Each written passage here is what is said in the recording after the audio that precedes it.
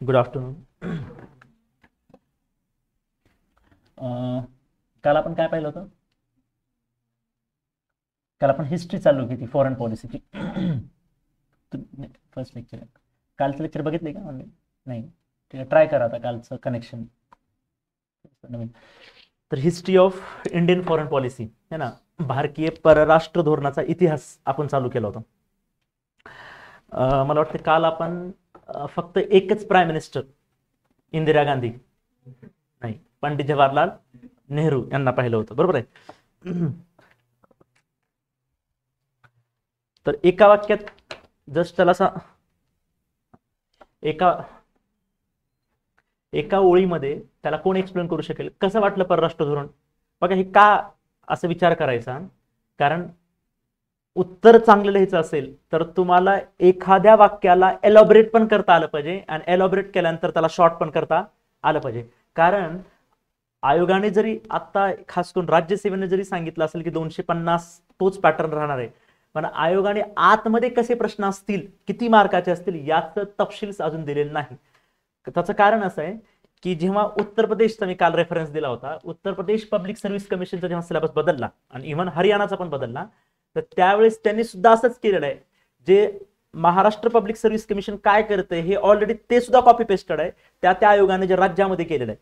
युपीएससीचा syllabus तर copy केलेला आहेच, पॅटर्न कॉपी केलेला आहे. एवढंच नाही, ज्या पद्धतीनं काही काही दिवसानंतर ते सांगतात की आम्ही असं आणणार, आम्ही हेच एवढ्या मार्काचा पेपर असेल, एवढे पेपर असतील, तर हे कुणाचं कॉपी पेस्ट करते? दुसऱ्या राज्यानं जे केलं ते तसं करते, हे लक्षात घ्या. मग आता त्या राज्यानं काय केलेलं आहे ह्याला आत्ताच तयारी पाहिजे आपल्याला तिथं रिस्क घ्यायची नाही पेपरमध्ये. त्यांनी काय केलेलं आहे की क्वेश्चन नंबर 1 नीट लक्ष द्या. क्वेश्चन नंबर 1 जसं युपीएससीचा जीएसचा पेपर आहे, मी दोन्ही सांगतो, ऑप्शनल जीएस मध्ये जनरली काय की समजा क्वेश्चन 1 to 20 असे 20 क्वेश्चन असतात जीएसच्या पेपरमध्ये. काही प्रश्न 10 मार्काचे, काही प्रश्न 15 मार्क. ओके, हा पॅटर्न सुरुवातीला नव्हता, नीट लक्ष द्या. 2013ला युपीएससीने पॅटर्न चेंज केल्यानंतर त्या वर्षी काय झालं होतं की 12.5 मार्काचे प्रश्न आले होते सगळे, असं 20. त्याच्यानंतर पॅटर्न युपीएससीने चेंज केला साधारणतः 2014-15ला, 2-3 वर्षानंतरच 15ला. त्यानंतर त्यांनी काय केलं, 10 मार्काचे, 12.5 मार्काचे, 15 मार्काचे आणले. आणि त्याच्यानंतर आता पॅटर्न काय ठेवलाय, असं ठेवलंय. मध्येच काही काही वेळेस तर 12-10 असं काही काही पेपरला केलेलं आहे. तर हे असं करू शकतं. मग जेव्हा 10 मार्काचा प्रश्न आहे तोच प्रश्न 15 मार्काला एका युपीएससीने विचारलेला आहे. युपीएससी हे काय अपेक्षित आहे हे लक्षात घ्या. काय अपेक्षित आहे, त्यांना असं पाहिजे की एकाच शब्दाला तुम्हाला एलॉबरेट, विस्तृतीकरण, त्याचं स्पष्टीकरण देता आलं पाहिजे. आणि जर शॉर्ट, आता तुम्ही बघा उत्तर प्रदेश पब्लिक सर्व्हिसने काय केलं की सिलेबस चेंज केला, पॅटर्न तोच ठेवला, परीक्षेला 250 मार्काचा पेपर आला. ओके, पण मध्ये हे घेतलं नाही, असं त्यांनी 10, 12.5 किंवा 15 मार्काचे प्रश्न घेतले नाहीत. त्यांनी काय केले, क्वेश्चन नंबर 1 10 मार्काला आणि त्याच्यात 5 डेफिनेशन विचारले 2-2 मार्काला. हरियाणाचा पेपर काढून बघा, त्यांनी काय केले, प्रत्येक क्वेश्चन 5 मार्काला विचारलेले आहे आणि शेवटचे 2 प्रश्न 20-20 मार्काला विचारले. आता हा कळलं का? राज्य सरकार चुकलं वाक्य, राज्य सरकार परीक्षा घेत नाही. का घेत नाही परीक्षा? राज्य सरकार आयोग घेते पेपर. का? कारण ती कसली बॉडी आहे, इंडिपेंडंट आहे का ऑटोनॉमस आहे? मराठीत त्याला एकच शब्द आहे, स्वायत्त. आणि इंग्रजीत शब्द काय आहे बघा, इंडिपेंडन्स आणि ऑटोनॉमस हे 2 वेगळे शब्द आहेत. खऱ्या राज्यघटनेत बघितलात तर शब्द काय मिळतो, ऑटोनॉमस आहे. पण बरेच लेखक सरळ त्याला काय करतात, इंडिपेंडन्स लिहितात. इंडिपेंडन्स पेक्षा ऑटोनॉमी मोठी असते. ओके, अशा गोष्टी आहेत सगळ्या, सोडून द्या. तर विषय असा आहे की आपल्याला तयारी पाहिजे. काही वेळा आता जो उत्तर प्रदेशचा एक मेन्सचा पेपर झाला, मी काल चेक करतो, हिस्ट्रीचा 2.5 मार्काला प्रश्न विचारला. 2.5 मार्क काय विचारले त्यांनी, भारताच्या परराष्ट्र धोरणाचे स्पेसिफिक लिहिले 10 वैशिष्ट्ये सांगा. आता हे सरळ प्रश्न आहे. हा, आता एक्झॅक्टली असा प्रश्न युपीएससीला नाही येत एवढं 10 वैशिष्ट्ये सांगा, तुझं नाव सांग, वडिलाचं सांग, आजोबाचं सांग, कोणत्या गावचा. हे आपले मेसचे प्रश्न आहेत सगळे, उगाच कुठल्या गावचा. ओके, समजतंय का? हा, लक्ष द्या. तर अशा पद्धतीनं एलॉबरेट करायला आपल्याला आलं पाहिजे. म्हणजे एकंदरीत सांगण्याचा एवढाच उद्देश आहे की आपण तयारी करत असताना हे 2 दृष्टिकोन लक्षात ठेवायचे की कोणत्याही 1.5 पेज दिलं तर शॉर्ट करता आलं पाहिजे आणि एवढ्या पेजला एवढं वाढवता आलं पाहिजे. बघा विद्यार्थ्यांना खास करून जे डिग्रीची एक्झाम देतात आणि खास करून जे BA त्यांना वाढवता भरपूर होतं, कारण काही देतात. इथं तसं अपेक्षित नाहीये. इथं कधी कधी तर युपीएससीने असं अनेक वेळा सांगितलेलं आहे रिपोर्टमध्ये. युपीएससी दरवर्षी पार्लमेंटमध्ये एक रिपोर्ट ठेवते, बरोबर आहे. रिपोर्ट ठेवते, कोण ठेवतं? राष्ट्रपतीला सांगतात, राष्ट्रपती सांगतात. त्या रिपोर्टमध्ये असं दिलेलं आहे की जेव्हा उत्तराची तपासणी होते किंवा आमचं डिस्कशन होतं तेव्हा आम्ही क्वांटिटीपेक्षा, तुम्हाला पाठायचं नाही, क्वांटिटीपेक्षा दुसरा काय राहिला? क्वालिटी. क्वालिटीवर भर द्या. बरं ते आपण देतो का? म्हणजे तुम्हाला तुम्ही चांगले आहेत, मी दुसऱ्याबद्दल होतोय. क्वांटिटीपेक्षा कुठं क्वालिटीवर भर द्या. कशावर भर द्यायचं सर? क्वालिटीवर. मग आता एवढंच लक्षात ठेवा, आता क्वालिटी कशी येते बघा. मुळामध्ये ज्याचा अभ्यास चांगला होतो ना त्याला जी युपीएससी किंवा राज्यसेवा जे पेज देणार आहे ते त्या दिवशी आपण सगळं डिस्कस केलं होतं मागच्या एका लेक्चरला. 1.5 पेज मध्येच, बाकीच्यांना झालं नसेल त्यांना होईल वेळ योग्य वेळी. 1.5 पेजवरच क्वांटिटी आहे, एवढंच लिहायचंय उत्तर. आता तुम्हाला तर बघा मी किती दिवस शिकवेन हा एकच टॉपिक आणि त्याच्यानंतर एकच प्रश्न येतो. एकदाच युपीएससी आलं, विचारलं युपीएससी काय विचारलं ह्या टॉपिकवर, जो टॉपिक चालू आहे की परराष्ट्र धोरणातील बदल सांगा. आता तुम्ही जर बघितलं ना एक रिअल पॉलिटिकल नावाचं पुस्तक आहे, इंटरनेटवर पण आहे, ज्याला वाचायचं असेल, 91 पेजेसचं पुस्तक आहे. त्यातला हार्डली मी 30-40 पेजेस जस्ट मेन पॉइंट्स काढले होते त्यातलं काही. तर ते काय आहे, पॉलिटिकल काय चेंजेस झाले फॉरेन पॉलिसीमध्ये शॉर्ट मध्ये लिहिले, 91 पेजेस आहेत आणि आपल्याला 1.5 पेजेस मध्ये लिहायचे. आणि डायरेक्ट कसं आहे युपीएससी जे प्रश्न विचारते ना, अजून एक सोपं सांगू, सगळे प्रश्न 2-4 वर्षात सगळे रिपीट होणार आहेत राज्यसेवेला. बेस्ट ठोकताळा. बरेच विद्यार्थी विचारतात सर कुठलं करू, काय क्वेश्चन मॉडेल? काहीच करू नका पहिले 2 वर्ष. युपीएससीचे 70 ते 80% प्रश्न रिपीट होतील. सर सकट म्हणजे एवढी मोठी संधी असं कधी येणार नाही राज्यसेवेत. बेस्ट फेज आहे राज्यसेवेचा पहिले 2 वर्षांमध्ये, अत्यंत प्रचंड. फक्त काय करायचे, मॉडेल आन्सर तयार करायचे. बरं असो, तो नंतरचा भाग आहे, आपण कसे तयार करायचे पहिला शिकून घ्या, नंतर लगेच तुम्ही चालू करता. ओके, तर मूळ मुद्दा एवढाच आहे की तुम्हाला एलॉबरेट पण करता आलं पाहिजे, शॉर्ट पण करता आलं पाहिजे. हा, आणि शॉर्ट करण्यासाठी कीवर्ड्स महत्वाचे असतात. आता कीवर्ड्सवर फोकस करायचे. कोणते शब्द पूर्ण पॅराग्राफ असला त्यातला एक कीवर्ड असा सांगायचा की ते सगळे ऑटोमॅटिक एलॉबरेट होईल. मग एवढं सांगून मला विचारायचे, पंडित नेहरूंसाठी कुठला कीवर्ड्स यूज करा. काल जे आपण 2.5 तास 2 तास लेक्चर घेतलं होतं, तर आपापल्या वहीत लिहा. आपण लिहितो एवढंच. बघा काही लोक म्हणजे सर लिहून देत नाही, लिहून फक्त आपल्याकडे काय कीवर्ड्स. तुम्हाला जे समजलं ना सर काल जे अटेंड केले का, त्यातून तुम्हाला वाटलं सर हे 2-3 अत्यंत महत्वाचे शब्द आहेत, हे 2-3 शब्द सांगितलं की मला पंडित नेहरू कळतील. तुमच्या घराला एक्सप्लेन करायचे, तुमच्या घराला एक्सप्लेन. तुम्ही काय कराल, कुठला कीवर्ड आहे, डायरेक्ट तुमचं आडनाव घेतलं की पूर्ण घर एक्सप्लेन होतं. सगळे आले मग त्यातले.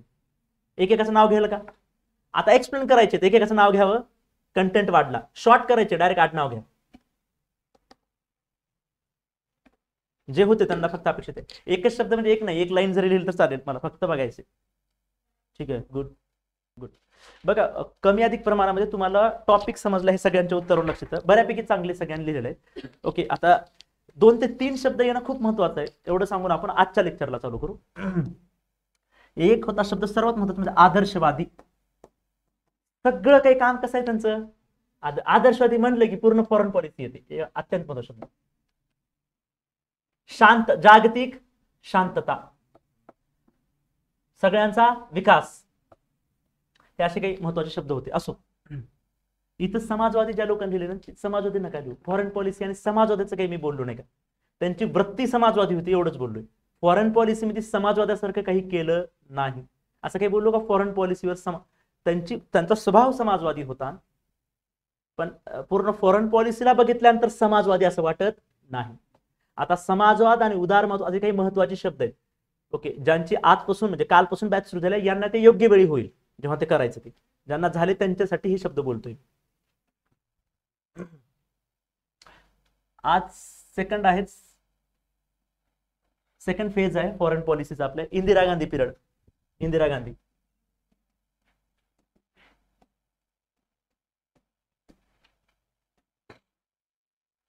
साधारणतः 1966 ते 84 चा पिरियड आहे.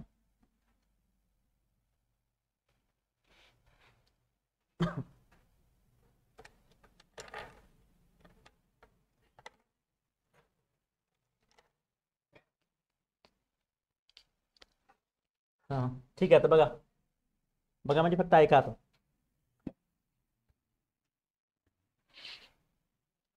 हा जो पिरियड मध्ये जे आहे ना 66 ते 84 हा कंटिन्युअस इंदिरा गांधी पंतप्रधान नव्हतं. मधला पिरियड जो आहे तो वेगळा आहे. ते साधारणतः पिरियड जो आहे तो 77, 78, 1980. पण इन जनरल मी ते लिहिलेलं आहे, तेवढं काही विचार करायची गरज नाही इथं. आता काल डायरेक्ट नीट लक्ष देता, पण नेहरू जेव्हा वारले त्याच्यानंतर कोण आलं? डायरेक्ट इंदिरा गांधी आले का? नाही, मध्ये शास्त्री आलेले. आता शास्त्रीसाठी आपल्याला इथे एवढं करायची गरज नाही, कारण शास्त्रीचा पिरियड 2 वर्षाचा आहे आणि काही ड्रॅमॅटिकली मेजर बदल त्यांच्या फॉरेन पॉलिसीमध्ये नाही. आपली फॉरेन पॉलिसी कशी चालू आहे सर? आदर्शवादी आहे. सर आदर्शवादी म्हणजे काय? आपण आदर्शामध्ये आपण काय विचार करतो? सगळ्यांचं भलं झालं पाहिजे, सगळ्यांचा विकास झाला पाहिजे, जगामध्ये शांतता नको पाहिजे, हे सगळे आदर्श आहेत. मग हे करत असताना आपण आपल्या राष्ट्राचा विकास कॉम्प्रोमाइज करतो असं नाही, पण करत असताना दुसऱ्याचा पण विकास झाला पाहिजे हे विचारात घेतो. बघा मी काय म्हणतो, जे आदर्शवादी असतात, जे आयडियलिस्ट असतात, आणि दुसरे असतात वास्तववादी. हे दोन महत्वाचे शब्द आहेत आपल्या फॉरेन पॉलिसीसाठी. ओके, वास्तववादी त्याला रिअलिस्ट आपण म्हणतो, आणि हे आहेत आयडियलिस्ट. यालाच फॉरेन पॉलिसीमध्ये लिबरल पण आपण म्हणू शकतो. ठीक आहे, उदारमतवादी, त्याच्यात लई महत्व काही असा फरक नाही. बघा या दोन शब्दाचा वापर आपण वारंवार करणार आहे आता इथून पुढे, सतत करणार आहे. ओके, पहिल्यांदा हे आदर्शवादी हे असे आहेत, हे शांततेच्या गोष्टी करतील, सगळे म्हणून काम करूया, सहकार्याच्या गोष्टी करतील, अधिकारांच्या सगळ्यांच्या अधिकाराची गोष्टी करतील, सगळ्यांना एकत्र घेऊन काम करण्यासाठी प्रयत्न करतील. बरोबर आहे? हे वाटतंय ना तुम्हाला? फील हे आदर्शाच्या गोष्टी आहेत की तुम्हाला वाटत नाही आदर्श नाही? वाटते ना? हे सोपं आहे. वास्तववादी काय आहेत? हे फक्त एकाच गोष्टीचा विचार करतात, स्वतःचा इंटरेस्ट, स्वतःचं हित. आता इथं स्वतःचं हित म्हणजे तुमचं माझं हित आहे का? आपण कशाबद्दल बोलत आहे? International relation. म्हणजे कुणाचं हित? इंटरनॅशनल मध्ये कोण आहे? नेशन आहेत. नेशनचं हित. माझं हित म्हणजे माझ्या राष्ट्राचं हित, ह्याच्या पलीकडे दुसरं काहीच बघत नाही. हे कोर वर्ड आहेत बघा, हे शब्द लक्षात राहिले तर कॉन्सेप्ट क्लिअर होते, नाहीतर ते कळतच नाही नेमकं काय चालू आहे ते. वास्तववादी कशावर फक्त काय? राष्ट्रहित, नॅशनल इंटरेस्ट, हा शब्द जरी लक्षात ठेवलं इनफ आहे. राष्ट्रहित. ह्याच्या व्यतिरिक्त वास्तववादी काय? मग राष्ट्राचं हित जोपासायचे त्यांना. कोणाचं राष्ट्राचं हित सर? पाकिस्तानचं का आपलं? आपापलं. त्या राष्ट्राचं काय करेल तो बघेल. जर मी म्हटलं की पाकिस्तानचे पंतप्रधान हे रिअलिस्ट विचारधारेचे आहेत, तर याचा अर्थ काय झाला? ते अमेरिकेचा विचार करणार, भारताचा विचार करणार, ते फक्त आपल्या राष्ट्राचं हित कसं होईल. बरोबर? एक, मग आपल्या राष्ट्राचं हित बघा, हे सगळं लॉजिकल आहे. आपल्या राष्ट्राचं हित आपल्याला करायचं आहे, आपल्याला दुसऱ्याचा विचार करायचा नाही. मग मी दुसऱ्यासोबत जाऊन कोऑपरेशन करेल का? नाही करेल. म्हणून हे कधीच कोऑपरेशनला बघत नाहीत, हे सदा नेहमी कन्फ्लिक्ट मध्ये असतात, संघर्षाचा विचार करत असतात. कधी एकदा भांडण करून ह्याचा बुकना, त्याचा शेवट करू. रिअलिस्ट कधी बघा, बरोबर आहे, कन्फ्लिक्ट असतं त्यांच्याकडे, कधी संघर्ष असतो. आणि हे कसे आहेत? आयडियलिस्ट आहेत, आदर्शवादी आहेत. हे काय म्हणतील? भांडण करा का सहकार्य करा? सहकार्य करा. किती लोकांना काहीच कळत नाही. किती लोकांना आपल्या आईची शपथ खाऊन सांगा की कळायला लागले. ज्यांना कळते, हा सर बरोबर चालू आहे सर, फक्त चालू द्या तुमची गाडी. हा म्हणजे मला कळेल तुमचं अजून ट्युनिंग जमली नाही काही लोकांची. ओके, कळायला लागले, ठीक आहे. सहकार्याची, बरोबर आहे सर, काय करायचे आपल्याला? सहकार्य करायचे. आता सहकार्य करणं म्हणजे काय असतं की एकमेकांना यायचं, बसायचं, प्लॅन करायचा, दोघं मिळून काम. मग करण्यासाठी, एकत्रित काम करण्यासाठी कशाची तर गरज आहे. म्हणजे कशाची गरज आहे? काल आपण पाहिलं होतं संस्थेची. म्हणून हे संस्थेचा विचार करतात, ह्यांना संस्थेची गरज, संस्था बिंस्था काही नसते, डायरेक्ट बॉम्ब. सिंपल आहे ना? बघा हे याच्या पूर्ण फॉरेन पॉलिसीच्यावर आहे, दोन्हीच्यावर बऱ्याच गोष्टी आहेत, पण दोन मेजर आहेत. म्हणजे कधी कन्फ्लिक्ट. आता हे काय म्हणतात? माझं हित झालं पाहिजे, माझ्या राष्ट्राचं हित झालं पाहिजे, त्याच्यामुळं मी काही करायला तयार आहे. मग विचार करा, हे जर स्वतःच्या राष्ट्राचं हित घ्यायला तयार आहेत, तर हे काय वाढवण्यावर भर देतील? स्वतःची पावर वाढवण्यासाठी प्रयत्न करतील. ते म्हणतील आपल्याला काय बनलं पाहिजे? पॉवरफुल बनलं. आणि पॉवरची व्याख्या काय करतात? हे पॉवरची व्याख्या असं करतात, पॉवर कशी वाढेल ते म्हणते, दुसऱ्या राष्ट्राला जर जिंकायचं असेल, दुसऱ्या राष्ट्राला मात करायची असेल तर आपल्याला मिलिटरी वाढवली पाहिजे, मिलिटरीचा खर्च वाढवला पाहिजे, एज्युकेशनवर खर्च करता कामा नाही. हा विचारधारा आहे, करतात ते करतात नसतील करत वेगळा गोष्ट. ते लोकांच्या सामाजिक आर्थिक परिस्थितीचा जास्त विचार करत नाहीत. हे करतील का? हे करतील. करेक्ट. नेट जीआरएफला या वर्षीचा प्रश्न आहे. आता हा पॉइंट कुठंच दिलेला नाही. सामाजिक आर्थिक या दोघांपैकी कोण खर्च करेल, पण सांगू तुम्हाला इग्नूच्या बुक मध्ये सुद्धा पॉइंट नाही. लॉजिकल आहे सगळं, सरळ सरळ आहे ना. मग हेच करतील ना लोकांच्या ह्याच्यावर खरं. हे कशावर करतील? हे डायरेक्ट कशा शक्तीचं बोलत आहेत, पॉवरचं बोलत आहेत, संघर्ष करा म्हणत आहेत. आता संघर्ष करा, पेटून उठा आणि बॉम्ब टाका, हे अशी विचारधारा कोणाची असते? वास्तववादी असते, रिअलिस्ट असतात. फक्त आपलं हित झालं, विषय मिटला, त्याच्या पलीकडे जास्त बघायचं नाही. त्यामुळं दुसऱ्याला त्रास झाला तरी चालेल.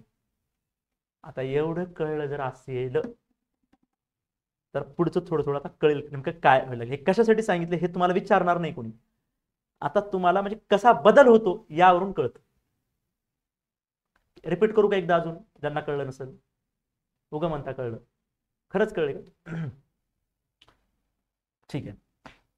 आता एकच माझा प्रश्न आहे की हे वास्तववादी जे आहेत, जे राष्ट्रहित, शक्ती वाढवा, शक्तीभर आपल्या स्वतःची शक्ती वाढवा, डिफेन्स वाढवा, मिलिटरी पॉवर वाढवा, अटॅक करा, ओके, कुणावर विश्वास ठेवू नका, हे काय म्हणतील? विश्वास ठेवायला सांगतील का? नाही सांगतील. आदर्शवादी म्हणजे विश्वास ठेवा, सहकार्य करा, हे सांगणार नाहीत. मग हे डायलॉगची गोष्ट करतील का? डायलॉग करा, डिस्कशन करा, टेबलवर बसा, आपण एकत्र येऊ, असं करणार नाही. ठीक आहे, म्हणजे तुम्हाला लक्षात आले. आता आजचा टॉपिक काय आपला?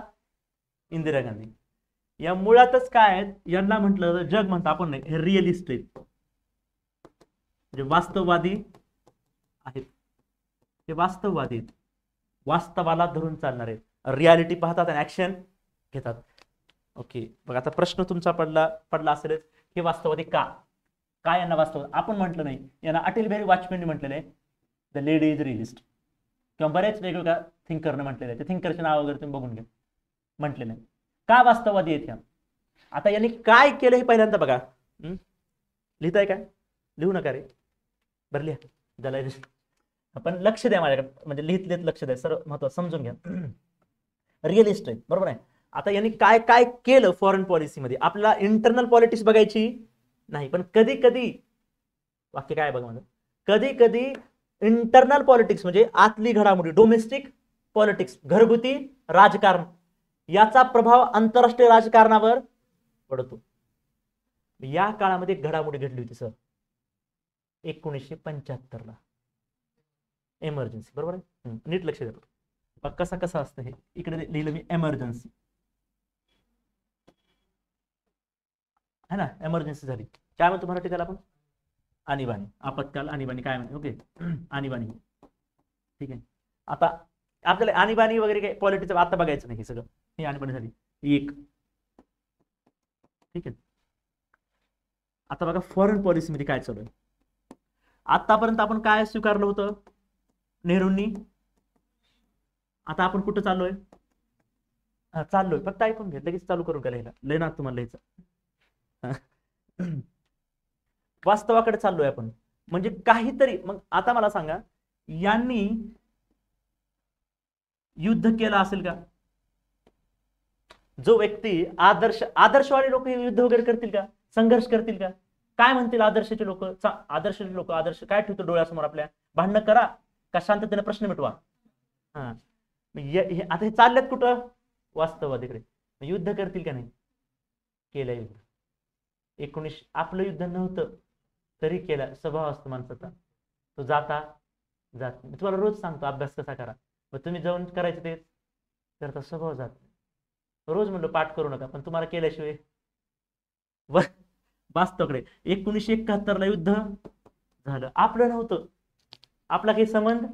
बघा, याच युद्धाला मी 4 प्रकारे शिकवणार, म्हणजे प्रत्येकच तुम्हाला वाटेल एकदा केलं ते योग्य केलं, एकदा नाही. नीट लक्ष घ्या. हा, आज मात्र अगेन्स्ट मध्ये आपण एक रिलेशन शिकणार आहे, इंडो बांगलादेश रिलेशन. तिथं वेगळा पर्स्पेक्टिव्ह आहे, आणि जेव्हा इंडो पाकिस्तान करू तुम्हाला वेगळा पर्स्पेक्टिव्ह मिळेल.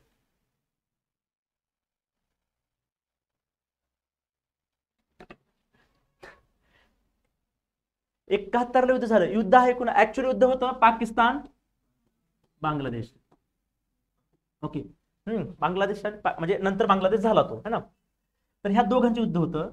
आपल्याला काल मी बोललो वाटतं थोडं है ना, आपलं युद्ध नव्हतं पण तरी पण परिस्थिती तशी निर्माण झाली. बघा कशी परिस्थिती निर्माण झाली कळते त्यांच्यासाठी, की बांगलादेश कुठं आहे, भारताच्या वेस्ट साईडला, ईस्ट साईडला. ओके, ईस्ट साईडला आहे, पूर्वेला आहे, बरोबर आहे. आणि पूर्वेला कोणतं राज्य आहे, बेंगॉल है ना. तर साहजिकच त्याचे 4 कारण आहेत, त्यातलं फक्त एक कारण आज डिस्कस करू, पण ऍट अ टाइम डोक्यात हे होईल. जसं युद्ध सुरू झालं तसं काय सुरू झालं, आपली जी बॉर्डर आहे ती काय, एक काही ठराविक साधारणतः जवळपास 4000च्या आसपास किलोमीटरची बॉर्डर आहे. तर 1500 किलोमीटरची बॉर्डर ही पोरस इन नेचर आहे. ओके, तर त्याच्यामुळे काय होतं की बऱ्याच वेळा पूर्वीपासून सुरंग आहेत, आतून रोड आहेत, आता ते डिस्ट्रॉय झालेत. मी सिच्युएशन सांगितली 70-71ची त्यावेळेसची. त्यामुळे इझिली क्रॉस बॉर्डर करता येतो, म्हणजे एका राज्यात एका राष्ट्रातून दुसरीकडे जाता येत होतं. अनेक लोक येत होती. आणि तुम्ही भारत बघा, आता फील करा भारत तेव्हाचा. आता एवढी गरीबी आहे, तुम्हीच बघा स्वतःकडे. आता एवढी गरीबी आहे, तेव्हा तर किती असेल.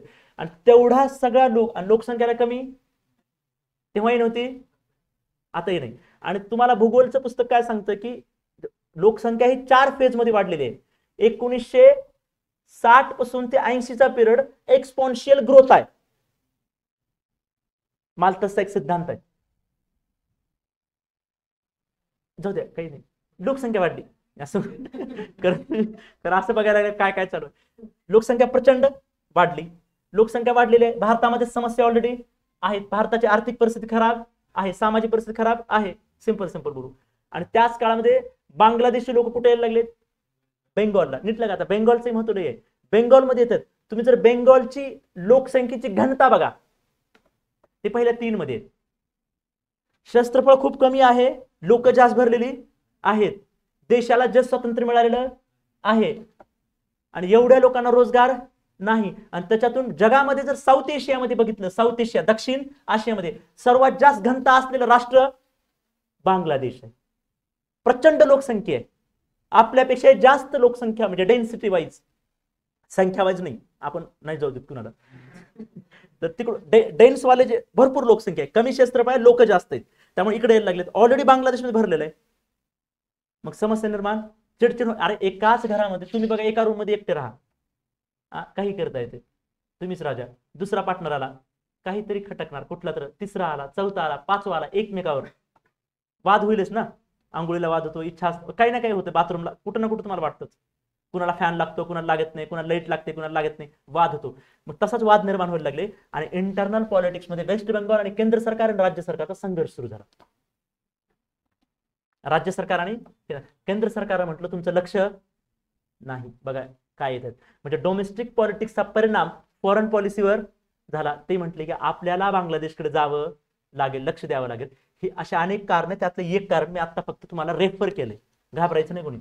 ओके, तर असं काहीतरी झालं. त्यामुळे केंद्र सरकारनं लक्ष दिलं बांगलादेशकडे, किंवा काय चालू आहे बांगलादेशमध्ये. ते म्हणजे बांगलादेशला पाकिस्तान पासून आपला वेगळं राष्ट्र करायचं आहे, म्हणजे पूर्व पाकिस्तान जो त्यावेळेस होता, तो वेळेसचा पूर्व पाकिस्तान होता, तो आता आपल्याला स्वतःचं अस्तित्व निर्माण करायचं आहे. आणि लक्षात घ्या, ही बाई, ही प्राईम मिनिस्टर, ही रिअलिस्ट आहे, वास्तववादी.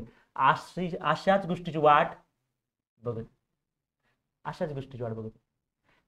त्यांची स्टेटमेंट जर नेटवर आहेत, काही काही जणांचे स्टेटमेंट ज्यांना इच्छा असते तरी, त्यावेळेस बघा काय वाक्य.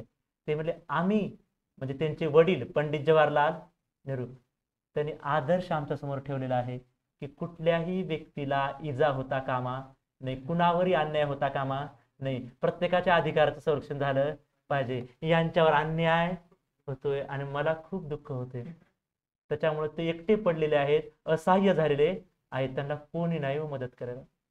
सर भावने काहीच नाही सर, उगे आपलं 2 मिनिटापुरतं तेवढं लगेच काही लोक तेवढं नाही, उगे जस्ट सांगतोय मी तुम्हाला, अन्याय झालेला आहे सर. इकडे बघा मॅडम, तर अन्याय झालेला आहे. अशा परिस्थितीमध्ये मग आपल्याला गेलं पाहिजे, जगाला संदेश दिला. बघा जगाला संदेश देत असताना बीबीसीला बोलवलं. कुणाला? बीबीसी. कुणाची आहे बीबीसी? ब्रिटनची. जगभर ऐकलं जातं. जगाला संदेश दिला की आम्ही फक्त शांततेसाठी बांगलादेशला मदत करण्यासाठी गेलो. म्हणेपर्यंत सगळे डील झाली होती, इंटरनली सगळं काही झालं होतं. इंटरनली काही झालं होतं हे परीक्षेत लिहायचं नाही, कारण भारताचा ऑफिशियल स्टँड उत्तरात आला पाहिजे. मी फक्त पुस्तकं वाचून वेगवेगळ्या विचारवंतांनी त्यावेळेस सेक्रेटरी जनरल जे मिश्रा यांचं एक वाक्य आहे, एवढंच मी सांगले की इंटरनेट ऑलरेडी सगळं ठरलेलं होतं. 1 वर्षापासून इंदिरा गांधी ह्या पूर्णपणे बांगलादेशला पुश करत होत्या की पाहिजे असेल तर बघा, अरे असं द्या, आम्ही बघा तुमचं पाहिजे होतं. सगळं झालं, भारताची आर्मी घुसली, त्यांना मदत केली. आणि बघा आता जेव्हा गेली तेव्हा अमेरिकेनं आपले एअरक्राफ्ट हे बऱ्यापैकी बंगालच्या उपसागरामध्ये पाठवले होते. जसं कळलं की भारत असं करतोय ते म्हणलं, आणि लगेच असं झालं की आपल्याला भीती वाटली. भीती म्हणजे साहजिक आहे, नीट लक्ष द्या बघा आता कसं कसं काय व्हायला लागलं नीट. ह्याच्यातच सगळ्या पॉलिसी आहे. उघड पॉईंट लक्षात नका ठेवू, फील करा त्या पॉईंटला, की जेव्हा भारताने अटॅक करायला चालू केली तेव्हा अमेरिकेने एअरक्राफ्ट पाठवले. आणि जेव्हा अमेरिकन एअरक्राफ्ट पाठवले, एअरक्राफ्ट जवळपास 40 किलोमीटरच्या आसपास असं अंदाज वर्तवला जातो. 30-35-40 किलोमीटर वेगवेगळ्या पुस्तकात आकडेवारी आहे, जवळपास आले होते ऑलमोस्ट. तेव्हा हे भारताच्या लक्षात आलं होतं. भारताने अगोदरच आदल्याच दिवशी भारतानं रशियासोबत डील केली होती. त्या डीलचं नाव काय आपण काल पाहिलं होतं, ते पण काल पॉईंट सांगितलं. कुठलं अग्रीमेंट? ट्रिटी ऑफ है ना, पीस, फ्रेंडशिप आणि कोऑपरेशन, 3 शब्द आहेत. ट्रिटी ऑफ पीस काय लिहिले पहिल्यांदा, मग नीट परत येतो असतो. Treaty of peace, treaty of comma friendship and cooperation. बघा किती लोकांना कळते, त्यांच्यासाठी काही गोष्टी सगळ्यांसाठी,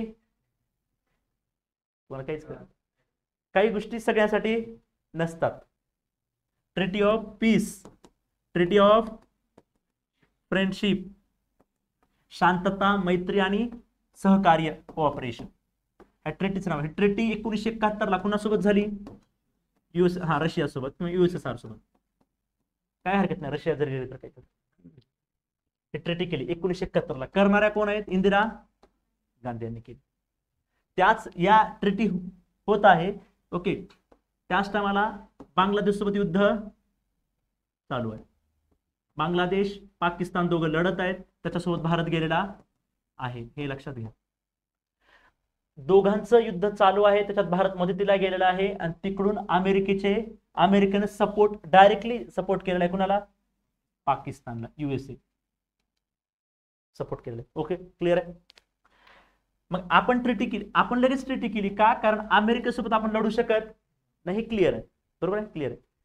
पण आदर्शवादी, थोडा आता बॅकला जावा. आदर्शवादी धोरणामध्ये आपण काय म्हटलं होतं की आपण म्हटलं होतं की आम्ही सहकार्य करू, जगामध्ये शांतता पसरू, प्रत्येकाला घेऊन चालू, सगळ्यांचं हित होईल असं काम करू. आणि असं नेहरू चालत पण होते. आणि नेहरूने सांगितलं होतं की आम्ही कुणाच्याही या कोणत्याही नवीन इंडिपेंडंट झालेलं राष्ट्र कोणत्याही सत्तेच्या खाली काम करणार नाही. जगामध्ये त्यावर 2 सत्ता होत्या, एक अमेरिकेची आणि एक USSRचे. कालच्या लेक्चरमध्ये पाहिले आपण, दोघांची होती. दोघांच्याही नेतृत्वाखाली कोणीही काम करू नये, कारण तुम्ही जर या दोघांच्या नेतृत्वाखाली काम केलात तर स्वतःच अस्तित्व राहणार नाही. नाहीतर मग काय होईल, ते दोघं भांडायला लागले की आपल्याला भांडणं करावे लागेल, परत जगामध्ये अशांतता निर्माण होईल. आणि सर्वात नुकसान गरिबाचं अगोदर होतं, त्यामुळे आम्ही जाणार नाही. आता आपण कुठे गेलो? आपण अलिप्त होतो. लक्षात येते का तुम्हाला? काल मी सांगितलं अलिप्तवादी चळवळ, नॉन अलाइनमेंट मुवमेंट. त्याच्यामध्ये आपण सांगितलं तुम्ही अलिप्त राहू, म्हणजे आम्ही कुणासोबतही जाणार नाही. 2च ग्रुप होते, बरोबर आहे धनश्री? किती ग्रुप होते? 2. पहिला ग्रुप, दुसरा USAचा आणि USSRचा, दोन्ही ग्रुप होते. ते प्रोत्साहित करत होते की आमच्या ग्रुपमध्ये सामील व्हा. पण भारत म्हटलं आम्ही जाणार नाही, आम्ही अलिप्त राहू. पण त्या चळवळीचं नाव आपण अलिप्तवादी चळवळ, आपण त्याला नॉन अलाइनमेंट मुवमेंट असं केलं. आणि ते चालू पण होतं. मात्र 71 ला आपण डायरेक्ट कुठे गेलो? USSR कडे गेलो, USSRच्या ग्रुपमध्ये गेलो. आपण डायरेक्ट ट्रिटीच केली ना. बघा 3 पॉईंट येणार महत्वाचे. आपण काय केलं? यांच्यासोबत गेलो. तर पहिला प्रश्न निर्माण झाला, मग अलिप्तवादी चळवळीचं काय? आता त्याच्यावर असे कितीतरी पुस्तक आहेत बाजारात. हे नेमकं काय होतं भारताचं स्टँड? मी वेगवेगळे व्ह्यूज सांगतो, जेवढं पचते तेवढं घ्या. परीक्षेपुरतं तर झालंय आपलं. आता हे जस्ट आहे अंडरस्टँडिंग साठी सांगतो मी तुम्हाला. काय झालंय हे सांगितलं. ऍक्च्युअली फॉरेन पॉलिसी संपली, पण काय काय हे का घडलं, कसं घडलं, कशामुळे घडलं. आणि निबंधामध्येचा वापर करा. उगा ऐकून चांगलं वाटायला लागले, झोपतो आता. निबंधात वापर करायचा सगळ्या गोष्टी मी जे सांगतोय ते. USSR सोबत मैत्री केलेली आहे. आता मैत्री केलेली आहे, का मैत्री केली तर तुम्हाला कळलं की कुठून अमेरिकेने सपोर्ट केला होता. त्याच्यामुळे ते म्हटले की अमेरिका जर पाकिस्तानला सपोर्ट करत आहे तर आपल्याला दुसरी शक्ती राहते USSR. आपल्याला USSR सोबत गेलं पाहिजे म्हणून आपण गेलो, ट्रिटी केली. USSR वाटच बघत, USSR तर वाटच बघत होते ना, आपल्याला यायला पाहिजे. भारतासारखा राष्ट्र आला, मैत्री झाली. आता मैत्री झाली, आपण डायरेक्ट आता स्टँड जो होता अलिप्त राहायचा, सेपरेट राहायचा, तो स्टँड आता राहिलाय का? आपण घेतली ना साईड, कुणाची तरी एकाची साईड घेतलेली राहील, पण जगाला संदेश द्यावा लागतो. IR चा नियम आहे, करायचं एक, दाखवायचं एक. जगाला संदेश म्हणून BBC वाल्यानं बोलवलं. तर का बोलवतात तुम्हाला माहिती आहे का? BBC त्यावेळेस हे आहे, आपल्याकडे काही दूरदर्शन वगैरे त्यावेळेस वगैरे रेडिओ, तिथंच बोलवलं आणि त्या सांगितले आम्ही ट्रिटी ऑफ, बघा आता शब्द बघा, treaty of peace, treaty of friendship, treaty of cooperation, एकच आहे बरं काही, एकच ट्रिटी आहे, वेगवेगळे लिहितात, एकच ट्रिटी आहे. शांतता, मैत्री आणि सहकार्य. आता हे शब्द तुम्हाला वास्तववादी वाटतायत का आदर्शवादी वाटतायत?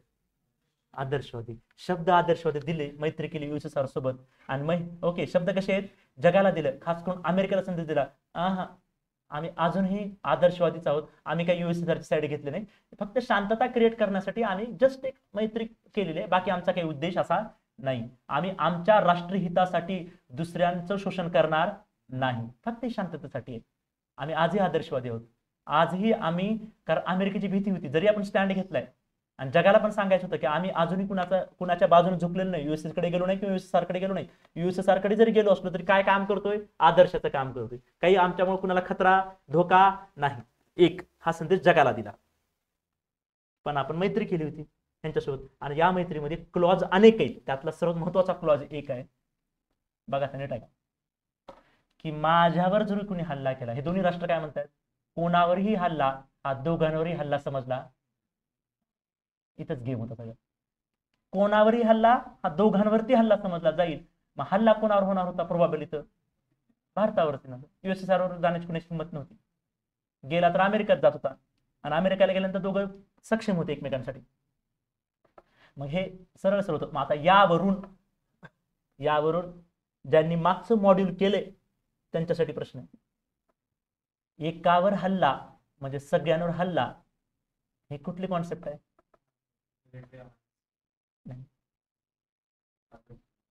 बघा हे करंट अफेअर्स मध्ये आहे, पण ज्यांचं अनेक वर्षापासून पॉल सायन्स शिकतायत, ज्यांचं आता पॉल सायन्स संपायचे दिवस आले, त्यांनी सांग एक कॉन्सेप्ट होती, कलेक्टिव्ह सिक्युरिटी, सामूहिक सुरक्षितता.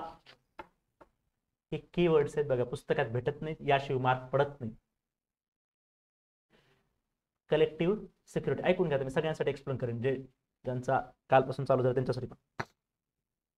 कलेक्टिव्ह सिक्युरिटी नावाची एक संकल्पना आहे, सामूहिक सुरक्षितता. ह्याला असं एवढं इझी गोईंग मध्ये घ्यायचं नाही, हा सामूहिक सुरक्षितता, हा सगळ्यांची सुरक्षितता, तसं नसतं इथं, त्याच्यामुळे आपल्याला मार्क पडत. सामूहिक सुरक्षितता या शब्दाचा अर्थ इथं असा आहे, इथं पॉलिटिकल सायन्स मध्ये, की एकट्याने शक्ती वाढवायची नाही. नीट लक्ष द्या मी काय म्हणतो, एकट्या राष्ट्रांना आपली शक्ती वाढवायची नाही, वाढवायची तर सगळ्यांनी मिळून वाढवायची. तर असं का? जर प्रत्येक राष्ट्र, समजा आता भारत, पाकिस्तान, चीन असे तीनच राष्ट्र आहेत, कन्सिडर करा, भारताने अचानकच शक्ती वाढवायला चालू केली, भरपूर मिलिटरी, भरपूर डिफेन्स, त्या दोघाला भीती वाटेल का नाही? तर दुसरा पण वाढवेल आणि तिसरा पण वाढवेल.